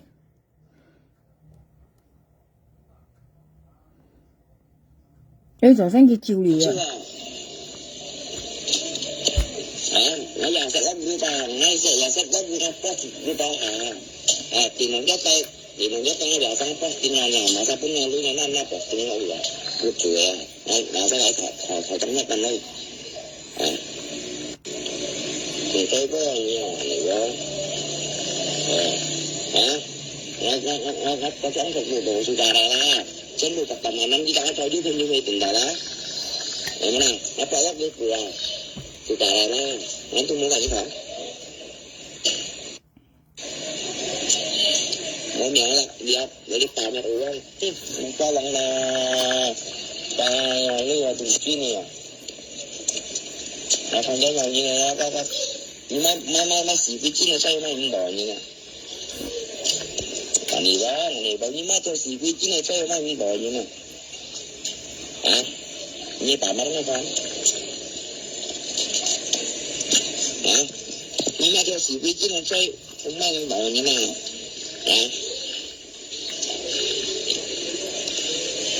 mà cho xì cái chín nó say không mà không đòi như này như bánh đậu như tạo trong làm bà còn nhưng mà lại tại vì cái gì đó như mà cho xì cái chín nó say đó mà cái say đó xì cái chín này của này nè nhưng mà không đòi như này như cả mẹ nó lên xong sau xí chín chỉ trắng cho say xì cái chín nó say đó phải trắng rồi đó佢講嘅咯，你往上炒些因為是非真嘅條罪，你睇下。事實佢是非真格愛講有人咧炸撈是非往愛你打愛錢愛講你要叫白臉個是非真咧都格愛打電話格愛講因為個幫愛你咧，上埋三粒咧，佢都說是非真做阿樣啊，然後佢堅係講是非真嘅阿樣啊，佢嘈嘈等嘅阿樣啊。過嚟是非真講講啊，叫仔叫愛情小呢有佢講啊，我問佢當咪邊樣講是非真，佢講個幫愛你咧，上粒咧叫佢講愛係嘅阿樣樣，咁咪甄別啦都講是非真啦，解香港蘿蔔咩類。或者偏香港蘿蔔咩類啊，或者靠香港蘿蔔咩類啊，然後加咪有呢個咪咩啊？呢個甄別啦啊，然後甄別啦到前阿沙記商埋晒粒格是非真商炒啲講機是非真解香港，唔啲解係靠係偏啊，咧都講機解啊，你往啊類咧都偏香港蘿蔔咩類嘅加啥咪有加啥咪有。呢個甄別啦，樣講嘅是非真到隔嗌講啊，叫事實嗌唔係撈佢大錢仔佢講，我當咪叫啥樣樣講嘢啦，嗌講嗬，當咪家你往上粒咪生意啊樣啦，嗰啲是非真講叫因為咧優良擇路人啊，嗌唔會講嘅名，嗌是影相機話咧，嗌影相13點啦咧，乜計到西嗌唔係，朋友介時間冇講嘢，時間先揾地啲呢2日仍然係嚟晒出好了咧，嗌唔會使出佢嘅名嘅。因為時間冇講出去咪電腦嘢啊，你啲又嗌影相機話結新些或者嗌唔係啊，又嗌擺落新聞度，嗌啲你2日留言都喊是非真炸格家幫愛你大錢，因為呢2日留言咧本家幫愛你滅過，變落呢就2日留言都喊是非真炸格幫愛你大錢，都愛喊佢細量脱緊靚格嘅我別本佢看佢愛揚落來筆嘅。呀，特別是非真係要溜啊，幫愛你嘅支拜嘅人溜到，特別是非真講佢唔敢啊，因為佢驚家下嗌搣出去，因為賣晒看落幫愛你學別嘅人加西是非真啊，變落係是非真咪拉出去嚟講咧，佢驚電到啊，佢講啊，佢看你前後悔啊，有是非真大一講看你幫愛你嘅支拜嘅人咧，佢用佢前後悔啊，叫嗌啲人用咧係唔係看啊仔佢講，佢嗱咧幫愛你熱雙粒都講係嘅人佢講，梁賓河嘅門嗌啊，仔梁賓河嘅門嗌啊。過嚟嗌到講嗌解到溜氣嘅位啊，溜氣加幫愛你，因為幫愛你咧曾經咧都要特色過嗌啊，嗌到溜氣來，嗌到西出氣啊，變落是非真冇ảnh響啊，冇電腦冇ảnh響啊，呢啲啊朋友家嗌撈佢自己擔嘅隨樣啊，啲啊嗌到自己溜出氣啊，突然間幫愛你啲是非真咩愛佢啊，因為咧是非真講下年啊，喊佢賺撈佢大錢係人嘅資幣自己嚟嚟搏啊。你嗌講啊，羅雪嚟波啊，是非真到喺度寫出去，要人間都度是非真嚟人啦，信過佢啊，作責人啊，嗬，可能人可能幫愛你嘅事物人咧，都夾嗌講意思，咪講廢人啊，或者是非真驚人家唔相信佢啊，基督唔會夠叻啊。你啲朋友家一未講咪啊，佢驚人家咪人家講但要識嚟眼鏡望你人咪樣，你夾人大錢當咪你咪夾劈隻人講樣啊，佢驚人唔相信驚人啊，呢啲啊呢係夾人講啦。過嚟咧，家幫愛你到廿三雙粒咧，佢講是非真嘅人，別人跟人都講佢靠嘅女啊，是非真兩班咪靠人啊女係問嘢，佢單手都要女人啊。因為是非真啊，諗住愛筆嘅事物夾緊嚟呢啲啊朋友家，呢仲係講俾聽，嚇冇呢一電子股講嗌呢夾幫，佢都講嗌呢夾幫愛你爭是非真係再你係硬冇講喂，你係電子望係乜嘢？你講係長耳啊，係啊舊年嘅老婆啊，你查到嗌得殺長耳樣啊，跟一數年入咗勞工院去辦日去第二個老婆就係你查到嗌得殺長耳啊，你冇聽見妹子講嘅啊？半日大天驚咩啊？嘻嘻我啊，驚妹子白嘅啊！你嗌咗上面唱嘢哦，你冇講俾人齊講啊，嗌緊你講啊！咁冇樣講煩嘢啦，你啲後急咩？人樣係乜呀？邊個家幫愛你咧？你啲後家幫愛你，佢當咪被人嬲嗌咧？朋友家，跟住因為嘅資幣冇半家是非真掉到啊！佢就為人嬲嗌嘅意思，你看佢別生樣去作嗌你罵講嗌咧，講嗌家咧，事實嗌家佢都唔係咧問題，唔係咧，家係因為是非真。講到每幫愛你人落是非真，加我別冇半個是非真掉到都對啦。朋友家嗌講乜都對啦，嗌冇講翻出乜呀？呢度間嘢講正式係乜呀？啲啊，佢都咪為人嬲嗌先有原因事，是非真有咩愛意啊？然後嗌到寫出嚟吉半頓係啊，朋友家，對財是非真係要看眼力或見行啊，咁樣講啦。然後而家講嘅意思啊，啊，你東西都唔知鐵唔知鐵都全走落去啊，走歪啊，你幾百年啊？原來是非真係真係都今年咯，幾仔又冇年咯，日仔緊啊！今下幫哎你為年咯，是非真係仔記得冇年咯，日仔你打你暗瘡我咪嗱，係冇啦，你講年咯咪嗱又係，你真真嚟啦，按年打你你趕緊寫字好過嗱，係冇啦，幾為年咯，幾仔嗰年咪事啦，冇年咯呀，黐線啊，認真係。人是非真係條仔咧，你講個苗總之真係條仔啊！今日佢係咪講廢嘢啦？我要喐老公嘅嘢啦，又奔後年嚟仔咧係講廢嘢啦，唔未到講年嘅話，啊你識包講苗下兩年嘅啊，我可能年我到咯，你看你阿公喺白牙上啊，咪少啲嘛，你老婆死了哇，啊你阿公都咪白牙上，我上問你啊喂，啊你說你一時啦係咪？你咪白嘢老婆係上咁奇怪嘅？啊，cái à cũng bảy ngã xiang à, ngay bên như con là bên như cái ngay một bên nhiều sa, ngay giúp bộ tì cái như thế này ya, như con nào đấy à, như con cái à cũng bảy ngã xiang, cái à muốn như tạm bản là à, như số như ấp xì là hay mua à, như con đỏ mà bên nhiều, nè, như con đỏ mà tạm bản là cái xiang, cái à cũng bảy ngã xiang à, ngay lấy muốn như à, như tạm bản là như lỗ phô xì là à, như tao mà dùng ngã xiang à, ngay muốn như à, như số như ấp xì là hay mai, như số như ấp xì là đem mình ngã xiang hà bên như cái à, nếu hay ngã xiang à, như tạm bảo là tao mày phải dùng ngã xiang ấy sao mình nhớ số niệm xì了啊，nhớ老婆xì了係咪？số niệm như xì了啊，số niệm tao mày nhớ老公咪ngã xiang à，hả？你講nhân nhé，你被nhân老愛嘛？你tạm bảo là nhân當愛ha。所以講何解苗下兩腰老公但白啦，你冇不抗啦嘢，為用人家搬幾類搬落挑人嘢嚟老婆啊，你係租嘅話乜嘢啊？如果你冇人落嗌，你咪白鴨上啦，啊，你當咪白鴨蘇你一咪上啊，你咪白鴨上啦。嗱，你都啥小事嘛？朋友家呢是淡白啦，阿官呀，因為啱苗下兩按多朋友，按多人更愛做朋友啊，所以淡白啦，兩公婆出名了啊，冇人嚟自己做朋友啊，因為按多啊，在香港台灣嚟得50時啊，朋友家，佢當咪為嗱啱上咧，佢上係阿爹爹博人家特嚟買嘅啊，因為佢可能啱上啊。你又覺得香港或者台北或者間行前多50時嘅朋友間，50時間見到當苗下兩間可能啱上間實在係矮啊，加幾特嚟買嘅啫，佢要就係騙人嚟攞啊！你都實係小心嘛，台灣或者又好，香港或者又好咧，你都實係小心嘛。你隻牙冠咧係淡白啦嘅，特別佢用啱上啊，係講幾位阿爹爹你先要冇特嚟買嘅，因為跟住接落嘅書實在係矮唔係矮哦。呀，雖然我按多牙冠啊，特別你都晒咧50時咧，都阿姐咧係驚佢咧，見到到呢隻牙冠咧係啱上間，佢實在係矮啊，佢阿爹佢特嚟抹佢啊，你啲朋友間你都晒更加多通知你都阿姐啊，香港台灣啊啲啊，你講佢睇下你隻牙冠咧係淡白啦嘅啊，特別佢牛啱上啊，佢人家先問你淡白啦，究竟一老婆係時日冇啊？你淡白啦，一蘇你一時日了係咪？你當咪唔用一蘇你一咪上，你咪用我啱上，我問你啊，咩老咪啊？你不抗係先堅啊？啊？你都晒係小心嘛喂，淡白啦係用啱上啊，你都晒係小心嘛，啦朋友間嘢佢用幾位阿爹爹你冇得嚟買嘅咧，係未嗌哦，啲啊咧係淡白啦，你都晒係小心嘛啲啊？嗱，我就講你按多了，我係能空吸到牙了啊！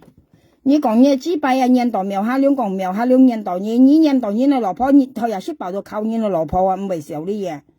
啊，你識爆到靠人嘅老婆啊，咧唔啲少啲嘢，面皮鋪你人啊。啊，嘅意思咧啊，見用咩啲朋友間係咁有啥講啊？呢日人咧，你咪有一元呢個咪豬大面皮。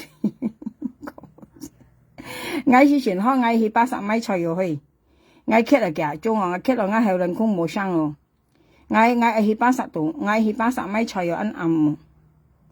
你話幾位人士啊，人家不愛家己啊，你電子股啊，你話幾別啥別用臭啊東西咧，幾些人士話咧人家不幾家愛啊，你電子嘅嘢啊，但係啦，你冇點能啱上啦，你話做人咧要志氣啊，嚇幾位見你咪啱上話生氣話。佢人士應該不幾格嗌你啲啊，係咪有生有困力嘛？你等下咧，啊，我問你啊，我上隔日老婆我無先甲耶穌你入，我無先前菜就講過耶穌你入嘅呀，我甲你講唔怕啦，我前菜就講過耶穌你入嘅無先啊，佢係不然咧喎，咪背死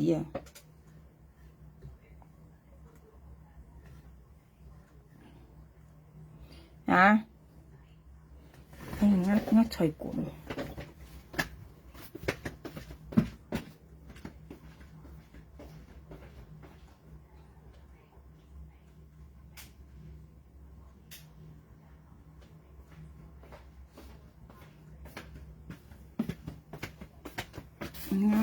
我明啊。哦，就嚟啲朋友㗎，嚟下公司先。我唔知幾多點咪80咪除咗。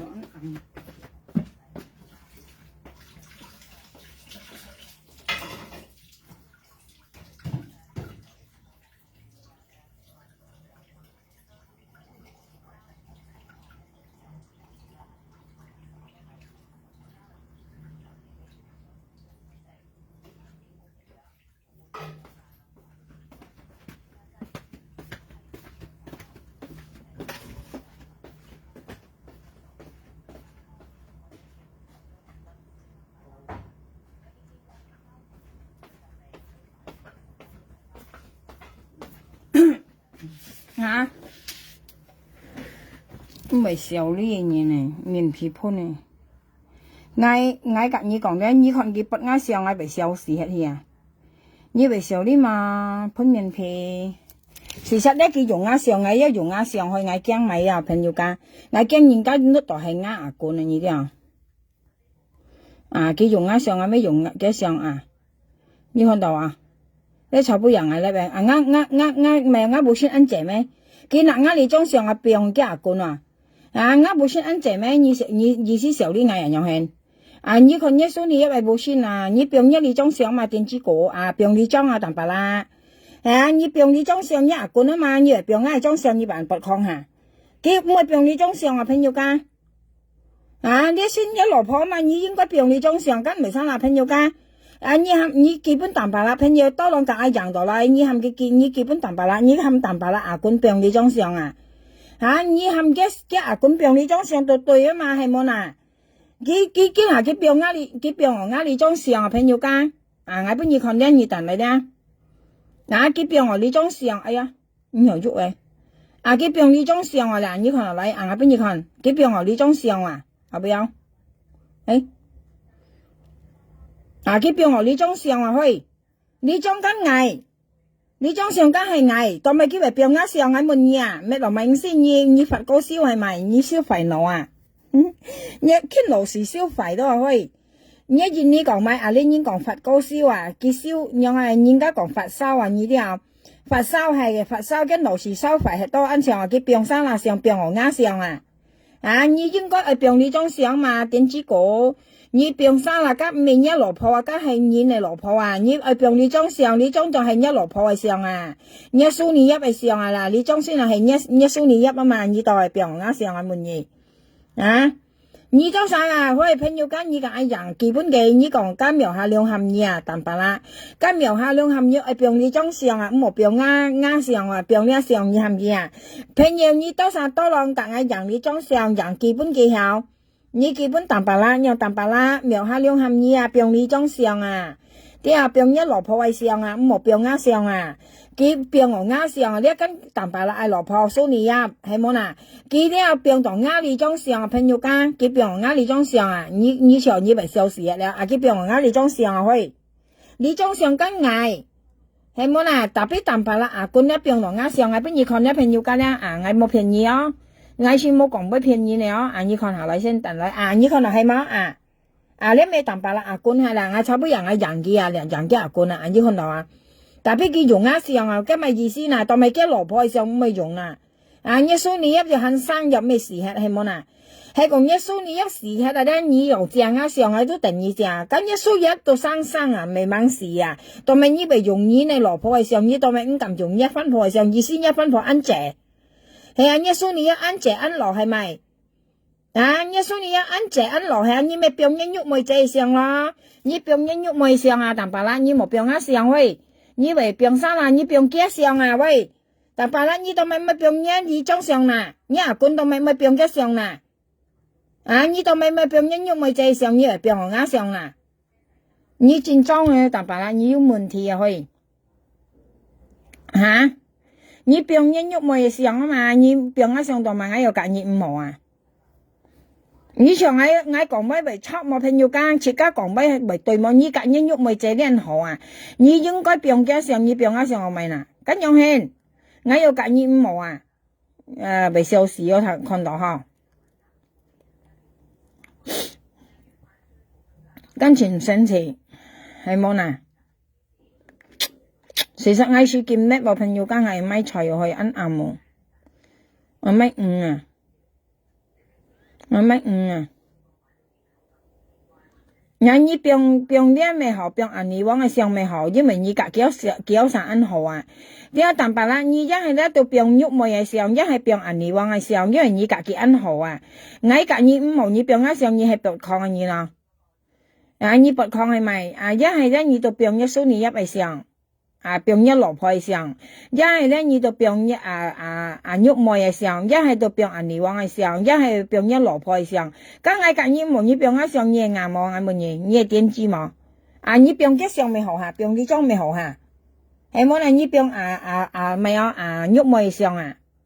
你自己有啥好？你應該病嘅上話晒，你病啊上係點知有嘢？咪啲你蛋白啦印度嗌咯。前當然講你蛋白啦，印度嗌聽到很好笑啊！去長印嘅老婆唔啲少呢樣嘢啊，大長印嘅老婆你蛋白啦唔啲少呢樣。佢講印佢話你為咩笑你啊？人家印你買菜講你都食唔飽你啦。你殺印度米啊？人家印你以前印度你咪有聽你食印度米啊？樣係會笑。係啊，我食印度米，我食月亮呢，我被咬破喎。你有冇睇你食印度米，我被咬破去。你講咧，佢病人士呢條片我俾你看咧，佢13點病人士啊，係冇見有講啊。佢病人士啊，佢看見家人用筆記被顯示啊，你啲係講佢病人啊，朋友家佢臭鴨上到咪啦？佢臭鴨上到咪啦？我問你咪鴨上到咪啦？你但係咧，我俾你看咧，咁唔知咪三筆，按照神道阿公筆咯，神道阿公筆咯，按唱。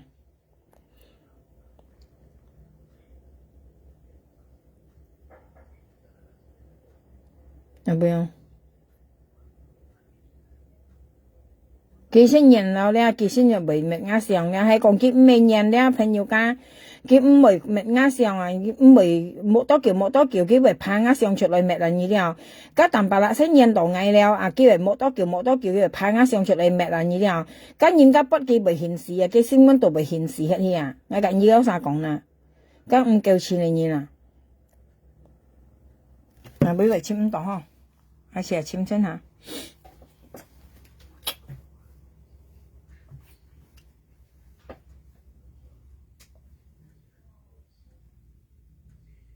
細黑曉啊！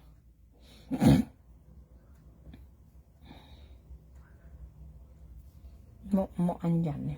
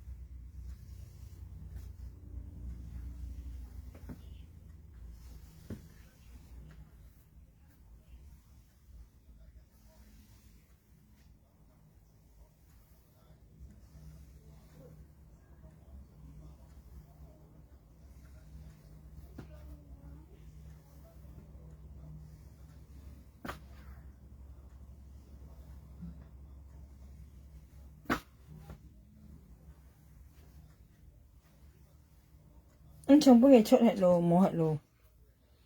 bữa nào cái sao出hết luôn冇hết luôn bữa ngày出hết anh chồng hay là出hết luôn bữa nào cái sao mà神道阿公出hết anh chồng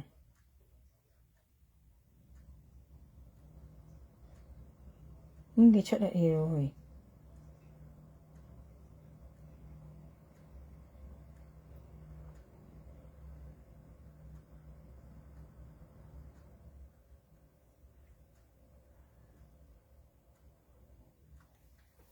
本記出係路冇係路，